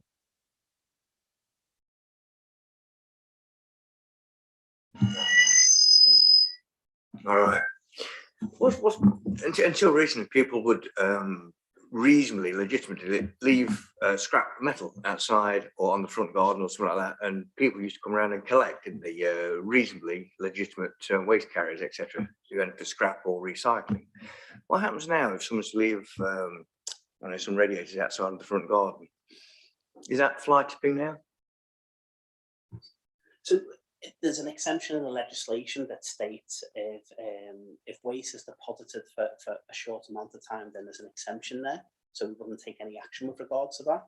We would investigate any waste, whether it be scrap metal or anything that's on the public highway. We would investigate that, and it would depend on the answers to those questions during that interview. Would depend on whether we take any action or not. Now, this is why we have a robust representation system in place, because if for one reason or another, based on the mitigation given to us at that time, we do take enforcement action, but then later on further evidence is brought to our attention or further mitigation, then that's when it will be reviewed and the penalty would be cancelled. What we don't often, if the scrap people are very fast at collecting the scrap, we don't get that issue very often. But what we do get is people putting couches out on the public highway and then saying the scrap man's going to come and get that as well. So yeah, so we have to take each case as it is. But to answer your question, if it's there for a short amount of time, then the action table that we've agreed with Jeff Martin and the team states that we don't take any enforcement action. But the law also gives an exemption as well on that. So we may just, I mean, I'll give you an example. So there was a fridge freezer that was outside the property, just around the corner on Rugby Road. I knock the door, I do the pace interview. The lady there tells me that it wasn't a scrap man, this is completely different, but that AO come and took the fridge out and they put another fridge in and they're meant to be coming to collect it. Now the odds are they're not going to come back and collect it, because why did they stick her outside? Or I've got to take her word for that. So what I said to the lady is it's now Friday. I'm going to check tomorrow, which is Saturday. If it's still here, I'm sure you agree that it's fair that unfortunately you've deposited waste and it shouldn't be there. You haven't got permission to do that. So you need to move it back onto your property, or AO need to come and collect that fridge freezer. Anyway, within a couple of hours, I've gone back to the same area and AO took the fridge freezer away. And it was one of them where actually she was telling the truth and AO did take it away. But the point I'm giving is that from what she told me, she was only going to leave it there for a temporary period. So it would be wrong of me to enforce against her. But that's the start of my investigation. And then we just see where that investigation leads from there. And then we will take action if we have to. Right. Thank you, Councillor. And it's also just worth reminding residents that just by leaving scrap metal out, that it's not acceptable. They've got to know it's going to be properly collected, because we know that a lot of people just put it up there and hope someone's going to take it, but odds are it might be ended up as being a fly tip, so that people know to go for one of the approved providers that we have. Is there any other questions you asked Brian? Sort of bits there. Did you have a quick question, Councillor Walker? Okay, thank you. So a couple of points. I mean, John, great, thanks for your time. I know it's been a long grilling, so to speak. I think I found it really helpful. I'm sure everyone else has. I think just one point more from the council point of view is around emailing Streetwise direct. I think it was in the past, because we've got Streetwise are great. You know, Holly email us something, an hour later she's dealt with it, but it just makes sure that council is aware to go through the report it function on the website. So with Helen, we can make sure it's an action to go away and council connections, because if we're emailing Streetwise direct, they go deal with the issue and then you're not be able to enforce it, or you know, copying Darryl, for example, like that. So we need to make sure it goes to the right tool. And perhaps I know some of my own parish council, they go direct as well. So that's an action for me to go away and speak to them later today. Now I've heard that. So if everyone else has that same potential issue, or maybe if they can check on that as well, it'd be great. I've been contacted by a couple of businesses, and I know what you explained tonight actually helps me understand it a bit more, because I get the side of the story that, you know, your officer burst in and, you know, given £10,000 fine and said whatever to deal with. So actually hearing from what you're doing, it makes more sense. I think we just got to remember that unfortunately for years our enforcement wasn't where it should be. Obviously, no, it's not, that's not a secret.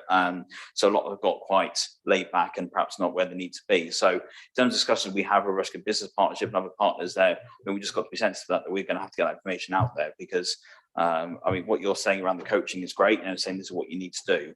But same with everything else. Yes, it's of course the raking law, and we know it's legal that they'll be doing. But I think we all know if no one enforced something for a long time, then you might get a bit lax, and that's where they got to, or perhaps didn't understand it in the first place. Especially a lot more businesses have opened up, and also conscious after COVID pandemic, a lot of them in a struggling place. We have to be sensitive to that, so we can just make sure that's taken an action to make sure we are doing all we can, and then obviously, especially if you had that one conversation, I've been told they break the law, absolutely full, you know, go for it, pelt, because they're obviously ignoring it. But I think we've got to make sure that we are first that they're aware that we're doing this to not to make money, but like I say, to actually protect the environment and actually know what the responsibilities are. So great. So thank you very much. So the recommendation in front of us is, as I said at the start, to recommend that the Community Scrutiny Group considers the information, but we've done that, and provide feedback again. And thank you for everyone who's participated.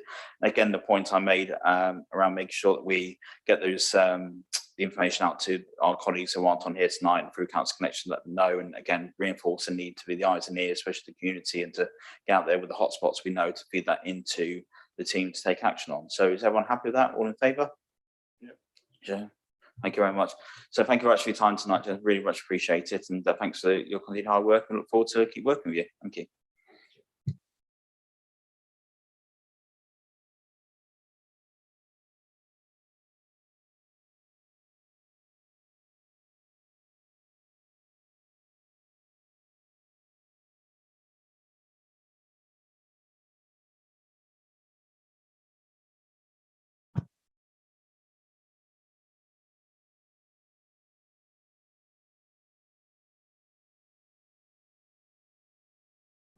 Okay, so our next item 4 is where Councillor Walker's just quickly left the room, so we'll be back shortly. So the next item is safeguarding update. So we've lighted up from Nottingham County Council. We've got Steve is joining us, but first of all, going to introduce Jeff. I'm stalling slightly with the 92 issue, and also Derek's also going to contribute as well to this item. I know people might be wondering why this is on there, but I'm sure that the team will take through. We do have a very big role to play in safeguarding here at the Borough Council. A lot of people might just think it's a county council issue. Someone who wears 2 hats, I'll see it for both sides, but it's really important that we scrutinise what we are doing as a Borough Council and what we can do to improve. So I'll bring in Jeff. Got a stall anymore potentially for our pro barrels, moving up there. Anything you want to say, Dave, to help me out here before we do this? Thank you, Chair. So Jeff's just busy uploading the presentation, ready for this particular report. So yeah, tonight's report and presentation really is around making providing members with an update about the council's very important role in safeguarding.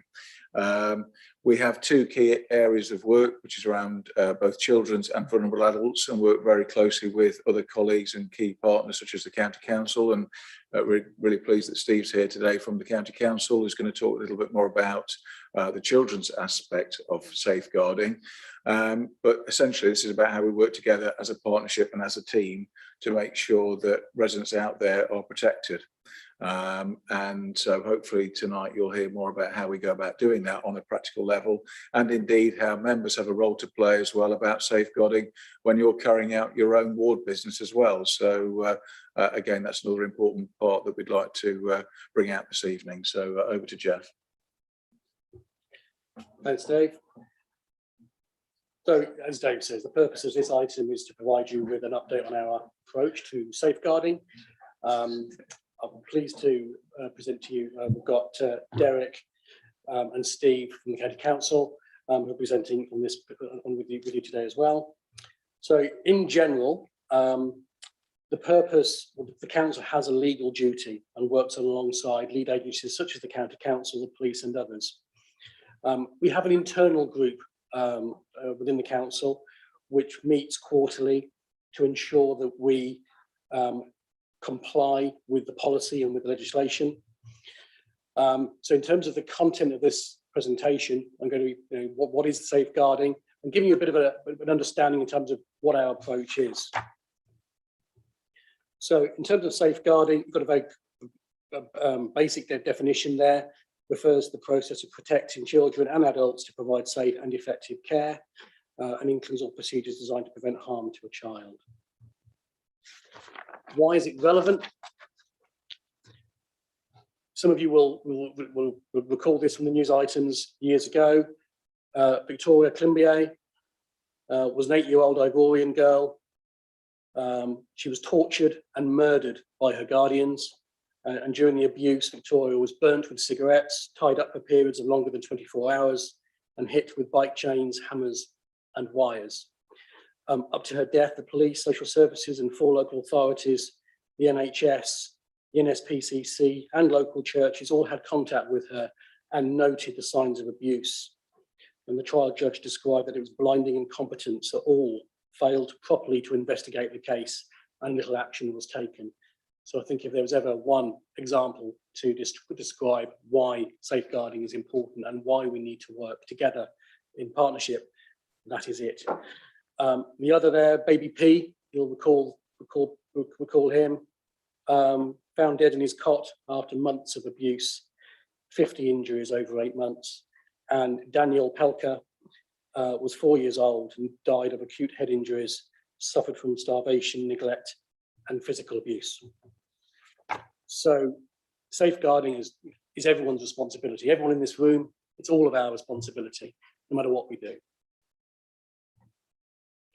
There are, I won't go through the details there, the slide is self-explanatory and we've got limited time, but there are many different types of abuse: physical, emotional, sexual, neglect, and also financial and modern slavery. In terms of Rushcliffe, our role, we're not a lead authority, but we are named as a relevant agency in legislation. Our role is to ensure that all of our staff are properly aware of their responsibilities and to raise any concerns in the proper way. For our part, all of our staff must undertake the relevant e-learning, which has only just recently been updated as a result of an audit. And that particularly applies to front-facing services who are out in the community. For example, our streetwise operatives, our leisure centres, our environmental health and housing teams, as well as others.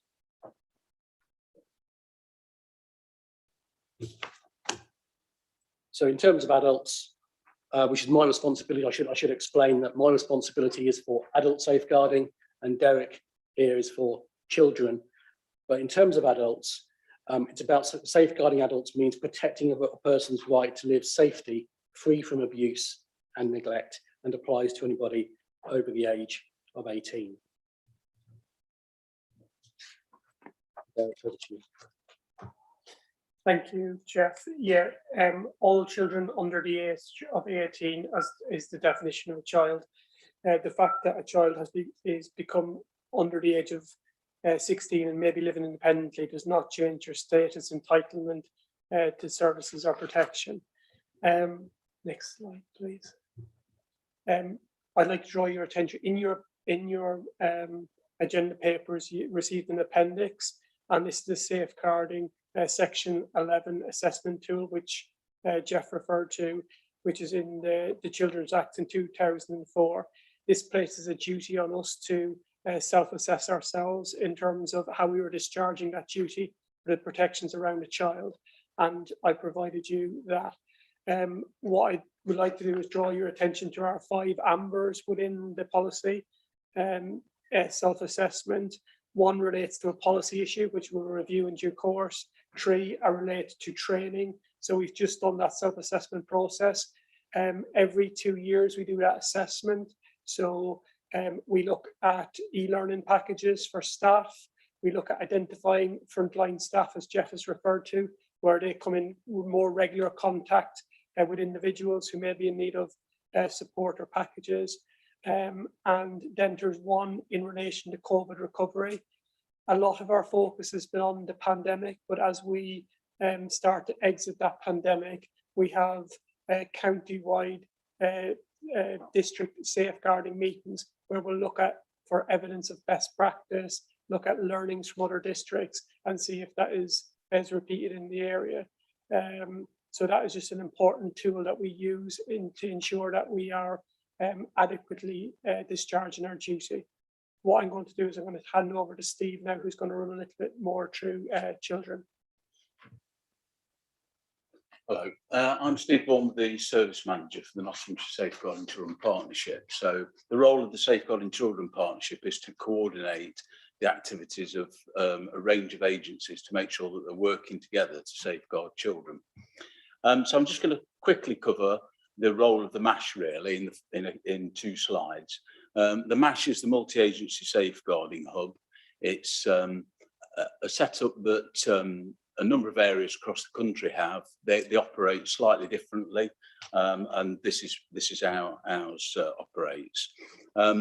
It's based out towards Mansfield. It's got representatives from a range of agencies that you can see on the slide there, some of which are there in person, others are there virtually, if you like, and contacted by phone. If you could have the next slide, please. So the role of the MASH is really to receive enquiries and concerns from a whole range of organisations and from members of the public as well. And it assesses those safeguarding concerns, collates information, so the information that's already known by partners, puts that information together and decides what action needs to be taken. In some cases, that might be, in the most serious cases, that organise a strategy discussion to coordinate what action is going to be taken next.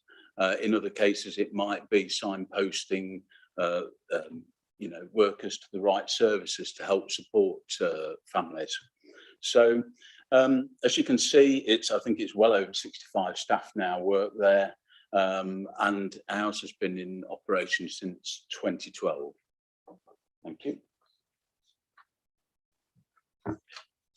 So moving back to adult safeguarding, the analysis of safeguarding data is a key tool we use at the board. That's the Nottinghamshire Safeguarding Adults Board, which provides insight in terms of trends and to target the response that's needed. The COVID restrictions last year had a marked impact on the referral numbers. When we talk about referral numbers, that's the referrals to MASH that Steve's just mentioned. And in Q1, there was a decrease in referrals, which particularly marked within care homes, from which referrals halved.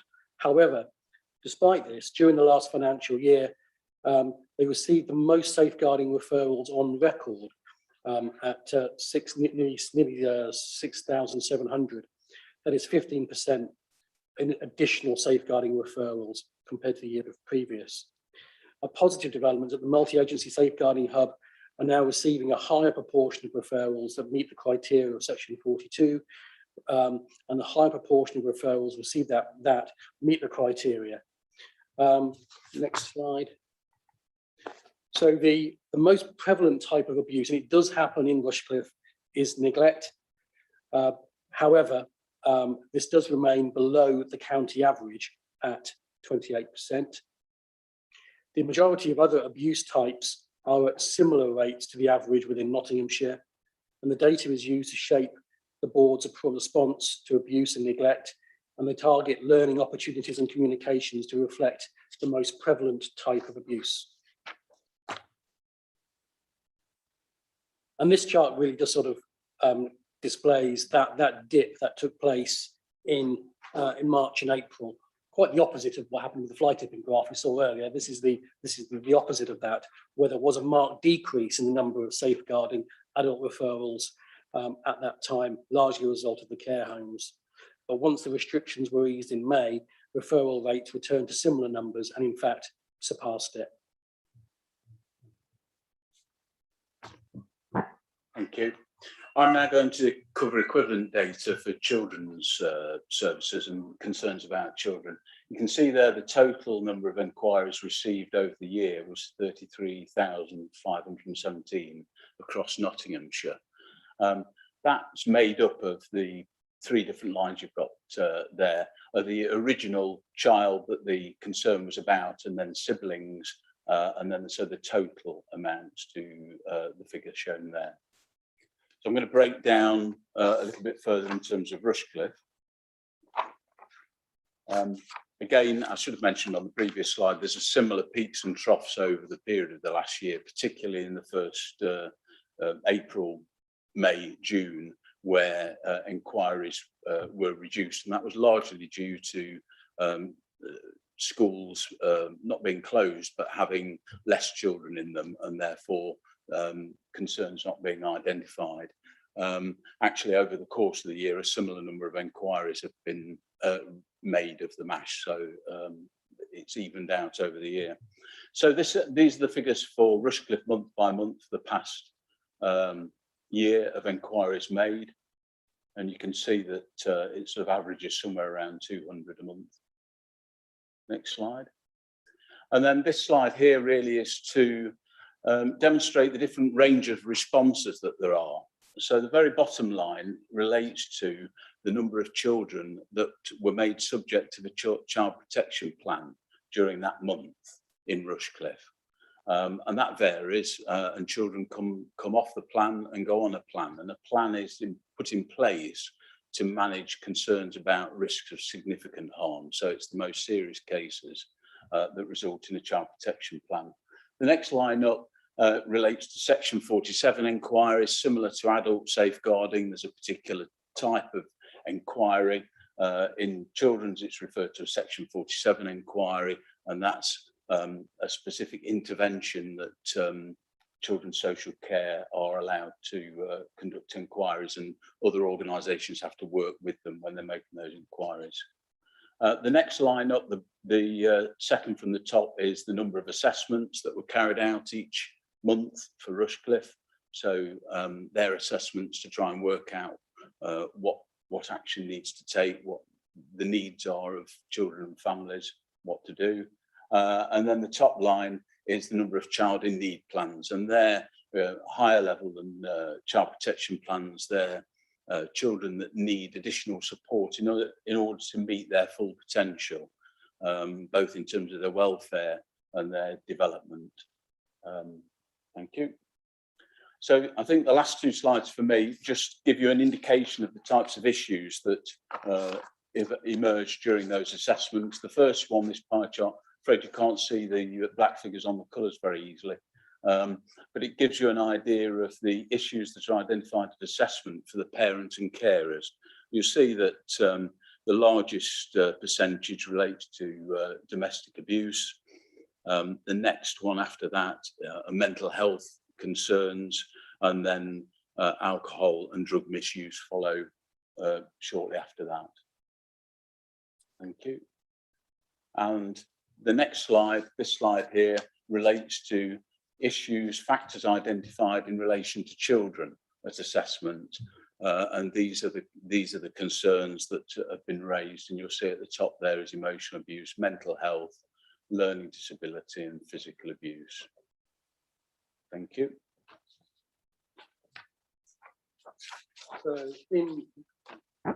So in conclusion, what can you do? How can you help? I think it's just that awareness to remember that we all have a responsibility with regards to safeguarding.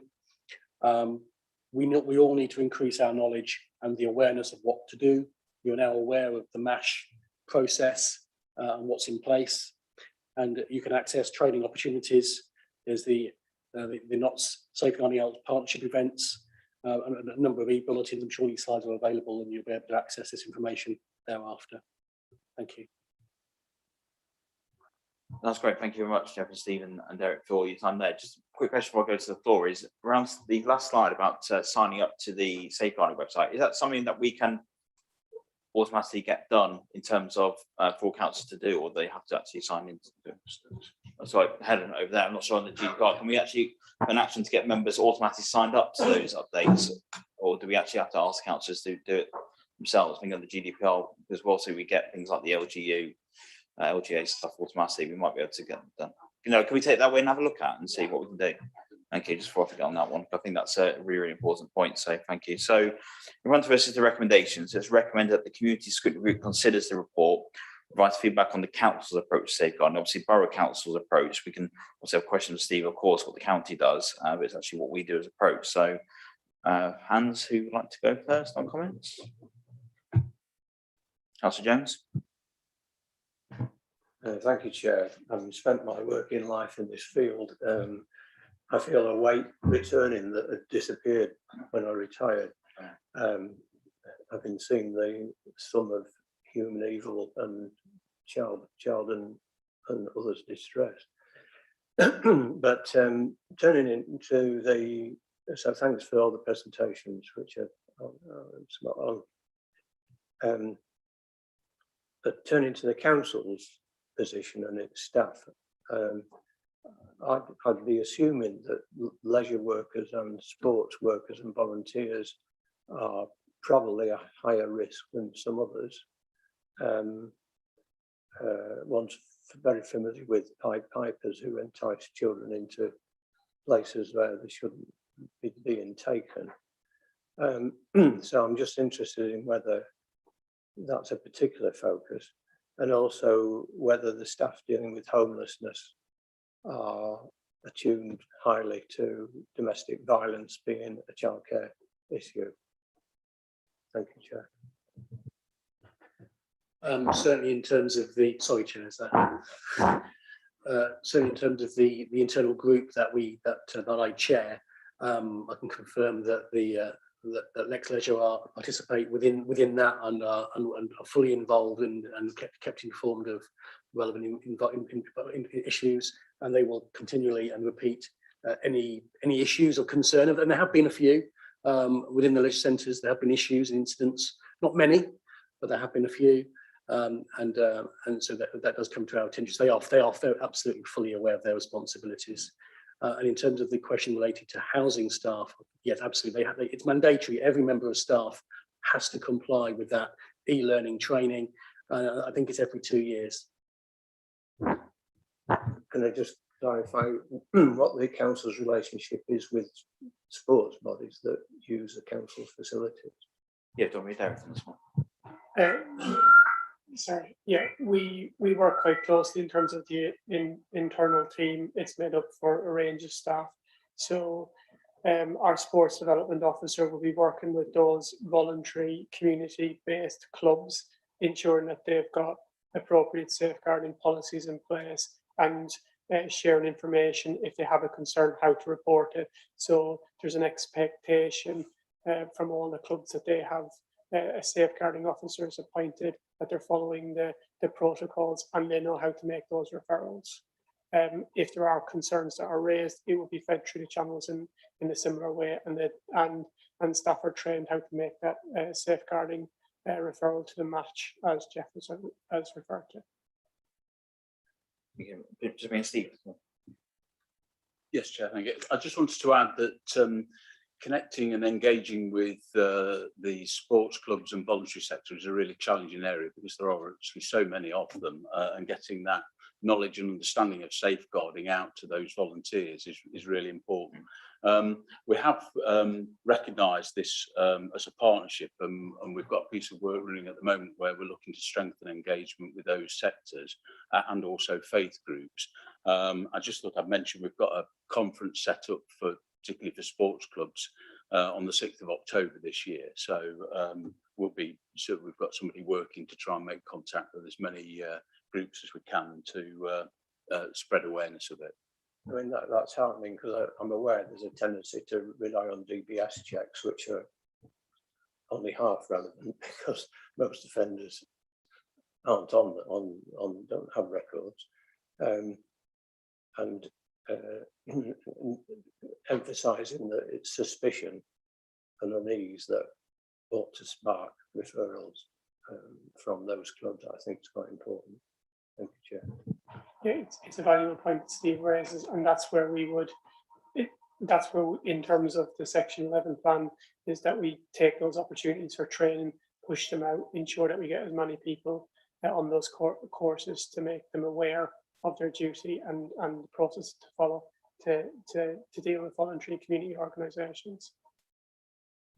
It's great to hear that we're communicating with those clubs. Obviously, we've got that data for people who are hiring our facilities, so that communication is going out to pass on to your course, and it's all about joint working together, isn't it, on that. And I think, for myself, when I first saw those figures, I was quite shocked. I've seen it for across Nottinghamshire when I'm across the other place, so to speak, on the committees there, but seeing Rushcliffe, the high figures than anyone else to stand out was a bit of a shock to see to start with, to just show that potentially, there is.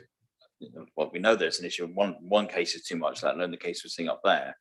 So, question for you, Steve. There is, in terms of referrals you get, what proportion would you say are from like schools or concerned parents or neighbours? Just out of curiosity, what say?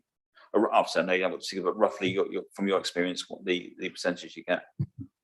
Yeah, roughly, I would say probably around about a third from schools, or possibly even more than a third. Similar number from the police as a result of them attending and discovering circumstances, and then the remainder are sort of spread around from a range of sources. Interesting, during the past year, there was an increase in enquiries from families and neighbours.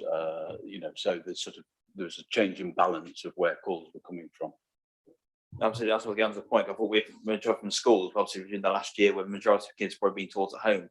Is that when the figures sort of shot up? Do you think there was more obviously pressure on home life, or perhaps people having the kids around them all day as opposed to be able to cart them off 9 to 5, whatever it is, and then perhaps neighbours giving referrals? Yeah, I think, thank you, Chair. I think during the past year, certainly concerns have increased around domestic abuse and mental health, increase in mental health concerns with children and young people. They've been the two areas of real focus. Thank you. Questions on the floor? Councillor Walker. Yes, I picked up on the statistic in the report about domestic abuse, domestic violence. Dublin, of course, we mean they're reports of, not actual incidents of, and from Rushcliffe's perspective, interested to know what, if any, impact or issues created by potential lack of stable alternative accommodation for victims in that case, which is presumably an angle where Rushcliffe does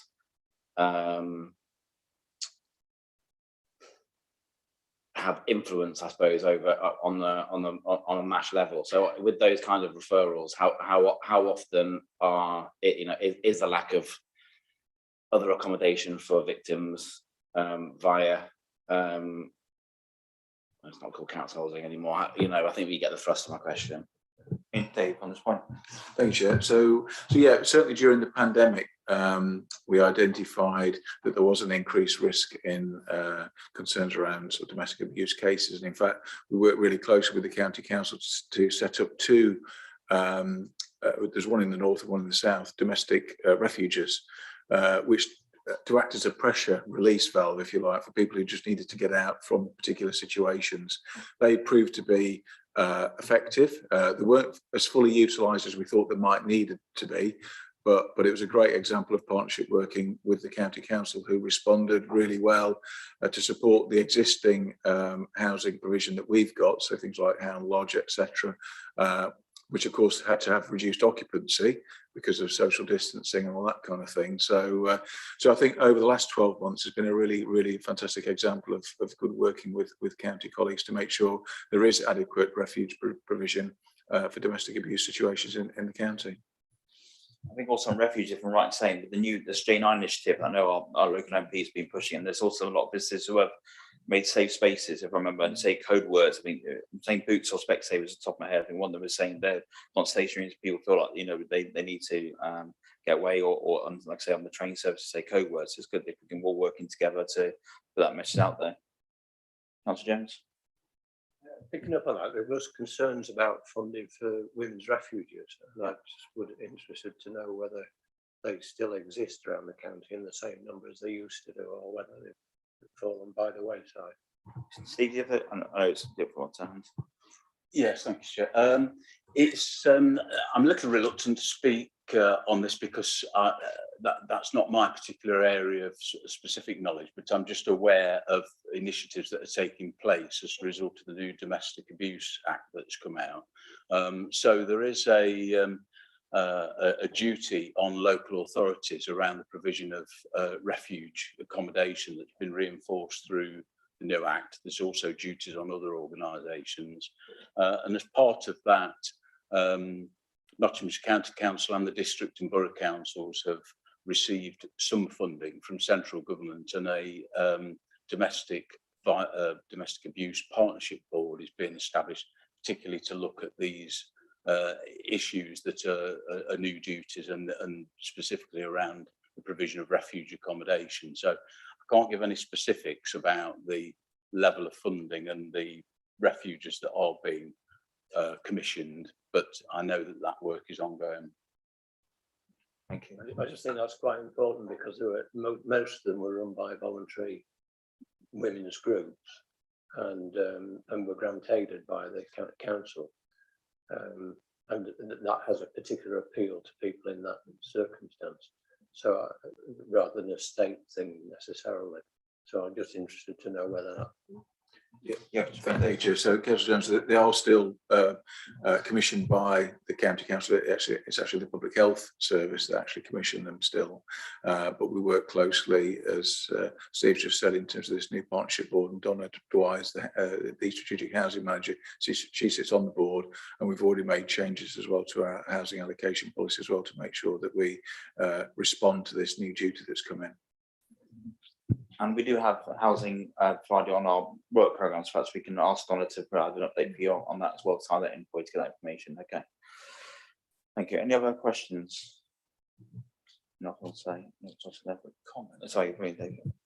I think just to perhaps reassure councillors that in addition to the eFin training that we do, or the e-learning training that we deliver for all officers, we also do some more sort of practical training really. And I lead on safeguarding from the exec management team's perspective. And so for all visiting officers, we give them a short briefing sheet, which just encourages them to act as eyes and ears. And we have a simple message to them to say, look, if it doesn't look right, it probably isn't.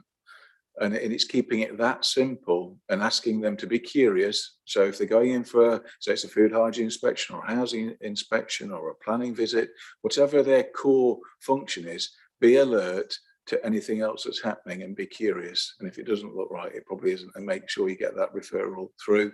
We can discuss it before we then make the call to MASH. So I think it's trying to keep it that simple for officers on the ground. Yeah. So just one final point I'd make, and for Derek on this one, to throw you into it, is what are we doing in terms of our facilities we run? So, being examples like the arena to Gresham to Alfred Pavilion, in terms of, we've got signage out there, perhaps the children who are coming over football, so know if there's like a whistleblowing number, if they feel that there's something's not right, whether it's at home, whether it's anything to do with the club or anything else to train they're in, and what we're doing with our partners, for example, Hartwood, for example, to say what they can do in the facilities like here, all our other leisure centres, and to the golf course, for example. I'm not aware of any specific signage that we've got in place in regards advertising the MASH, because most of the referrals are generated by professionals, but there is a public report, a problem issue for a child and for an adult. It's certainly something we can look at. We focused on ensuring that staff and people are trained to be able to spot those signs and to do it, but it's certainly something we can take away and review it in terms of our facilities to ensure that the appropriate level of communications, because what we don't want to do is create the MASH in terms of significant burden of inappropriate referrals. What we need to make sure is that that people have the sufficient training to be able to make that assessment, and as they have said, if it's to report that concern and have confidence to speak to their line manager in relation to the concerns, and for the general public as well. Absolutely, I thought maybe even work with like the NSPCC. I've seen signage they do potentially some kind of new area as well. So potentially got them as the first time for that one. So yeah, and Childline and those other organisations, that's great to do. Okay, and is there any other questions that have come up? I think we've covered that in great detail. So thank you very much, Steve, for your time tonight before we get to recommendations for joining us and the other officers. So the recommendation was that the Community Scrutiny Group considers the report and provides feedback on the council's approach to safeguarding, which I believe we've done. So all those in favour? Thank you very much. Again, thank you everyone for the time there. We're on to the work programme now, which is a little bit more than usual. So bear with me just to give you an update. So you probably got, I'm sure you've got the email this morning that Helen thankfully sent out, which was great in terms of the updated work programme. So the reason why it's updated is because there was a corporate overview group 48 hours ago right here in the arena, and some changes were made to our work programme, which obviously meant that's why we're giving the updated one for us to consider here tonight. So the main change was in October, we've got the police performance and resources for Rushcliffe, which stayed there. And I also recommended that I give an invitation on behalf of the group to Councillor Inglis to come down as well for that one, because there we're going to hear from the new police inspector for Rushcliffe, who's just taken over from Craig. So it's a good opportunity. So while he's still new in the role, to tell exactly what we want to see as our priorities, I think it's timing for us has worked out quite well there. Originally, we had a report on community facilities and assets, which came through the scrutiny matrix. So what was decided was, because it's just come, well, obviously the pandemic was still in, and the fact that a lot of our facilities have been closed, for example, Gampson is still being used, as we know, for the vaccine hub, that potentially we need to delay that so that we actually have some data from when we reopen to make sure how we are performing post-COVID, and also look at the programme. So what was recommended was delayed. What I suggested for was that we actually have a briefing note on the topic, just to where we currently are with our facilities. For example, I learned is that Gampson is going to have some work done on it, because obviously with the vaccine centre, it's got a lot of work out. As you can imagine, anyone who's been there, see how hard the team have worked there. The floor is wasn't great beforehand. Now I think it's barely a floor that's still left in the facility. So there's money in the capital budget to obviously give that a refresh and whatnot, and lick of paint. So we can obviously have an update on that and any other work that science do and any changes to community facilities, and then potentially to look at adding that into the January programme, the actual item itself, because we were going to have tree conservation. On the growth and development, they are looking at conservation as itself. So it made sense that they tie both items together on their agenda rather than we look at one item, they look at the other, and we don't have a joined up approach. So it was decided that, as I say, that goes to growth and development. So at the minute, with the work programme to October, we've got a gap for an item to be considered there, which I know there's some items which they will talk about in a moment, essentially coming through. And obviously, as we know, we're reliant on the scrutiny matrix as well. We could suddenly have 20 items put forward, and as we know, most of them need to come to here. And in January, we'll have the housing delivery plan, which I touched on before, and the community facilities and assets. Then in April, waste strategy. Now that could still move, because as we know before, we're waiting on the government's waste strategy to come up before we actually scrutinise. So we've got to scrutinise until that strategy comes out. So obviously that could change. And carbon management plan, obviously we have on the yearly basis to make sure we're still on target for our 2030 target that was set from full council. So just going to bring in Dave now on that point. Thank you. Yeah. Thank you, Chair. I think you've covered that really well. So there have been those changes, as the Chair has just outlined. There are some other topics that are currently sort of in gestation, which no doubt COG will consider at its next meeting, which can then feed into potentially the October meeting. But yeah, you know, we sort of stand ready to respond to those items when they're coming through. So you know, we'll pick this up again, as I say, from the next COG meeting. Actually, Dave, could I just mention that the next COG meeting isn't until November? Ah, right. Okay. So to review that, in terms of the items coming through, I will have a conversation with Council coming up, because we need to make sure in terms of what's going to come through that matrix. I think that decision will need to be taken, what items go forwards onto. Well, you know, if it can't be in that group, then that decision, if you're okay with that, I'd say that myself and Councillor Bansal as your representative on COG have that conversation with Council come back to see what items have come through the scrutiny matrix to, along with officers, to see if that item should come forward for October. Because I say unfortunately meetings are, and it's a good point that brought up there by Helen, we need to look at that going forward, so the calendar, something to go away, because it's a great point there that's after the next meeting, obviously being only 2 days before this meeting, being the corporate overview group, obviously creates a bit of extra work to sort this out. So people are happy with that. That's a conversation that I will go away and have that with Councillor Cumberland, who's chairman of the corporate overview group, to decide on the best way forwards. And obviously Councillor Bansal, as well as vice chairman, and the other representative from this group on there, will make that and update you all. So an email will go round with the proposal, and then we can leave. I'm more happy to have one-to-one conversation with any of you, any concerns from there. Is everyone okay with that as a general principle? I know it's a bit messy and joined up, it's something that we need to get sorted going forwards, but I think that's the best position we have now. Everyone's agreed with that. Are we saying we are definitely going to have a second item on next? The next, yeah, I mean, please, I mean, May, or are we going to be after commenting earlier on the agility and breadth of local government activity? I've seen Dave on a bicycle. I know he's very agile, so it's seems fine. to have gone 180 in an hour and a half. No, absolutely no. And I think what the point is, obviously, unfortunately, the changes made a couple of days ago have sort of thrown a spanner in the works, and that obviously, at your point there about being agile is something that we need to go away. We obviously, bear in mind, we are governed by the Constitution and the various bits how we do things. We don't have that flexibility just to do what we like, or to make sure we're doing it the right way with what's been agreed with the Constitution, so we're doing proper. But there are enough items. I spoke to Dave and Darryl on this that are going through. Make sure that officers, because it's not just ourselves who put things forward, so officers can as well, what they think we need to consider. Obviously, cabinet as well can send things to us, as well as full council. So I'm absolutely sure there'll be something else. But again, we're not going to do it for the sake of it. If it comes to it, then let's say there wasn't another item. I know a suggestion, for example, an update on the carbon management plan, for example. We're going to have the update on the community setting. There will be items covered. The police performance will be a big item as well. You know, that's not going to be a quick item. That's going to be very detailed from the conversation we have with officers. It's going to be a big piece of work. So it's not like we're going to have nothing to discuss. But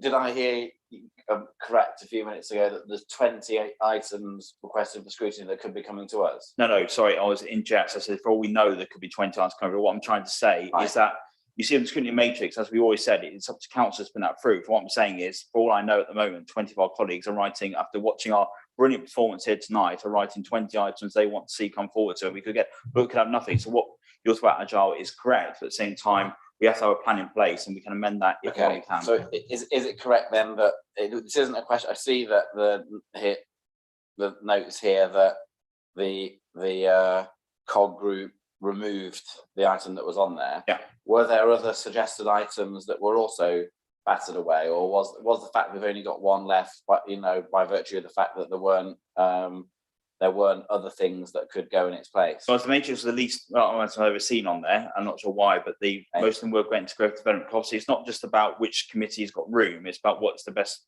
committee to deal with that. So there were 3 items, one around planning, which I know was a big item that went to growth and development, which would have probably taken 6 meetings, but which was to review our planning process. But it was one of those where, if you remember last year, we had about 9 items that were potentially for us to consider. Then now it's all in growth and development. Okay. So that's the issue we have. It's not just about fitting it in. So I'll have those conversations and I will make sure you're fully updated if you're okay with that. And as I say, we'll take that away to look at the calendar to make sure going forward it's more succinct, so to speak, so that we don't have this repeat going forward. To be honest, it's the first time I think we've actually had our work program change. It just seems to be one of those,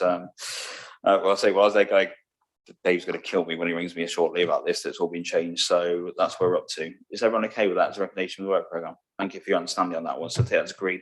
Finally, just before I finish up, there will be some changes going forward. So with Dave Banks' new title, he's too good for us now, apparently, as director. So he's off to us now. I'm joking.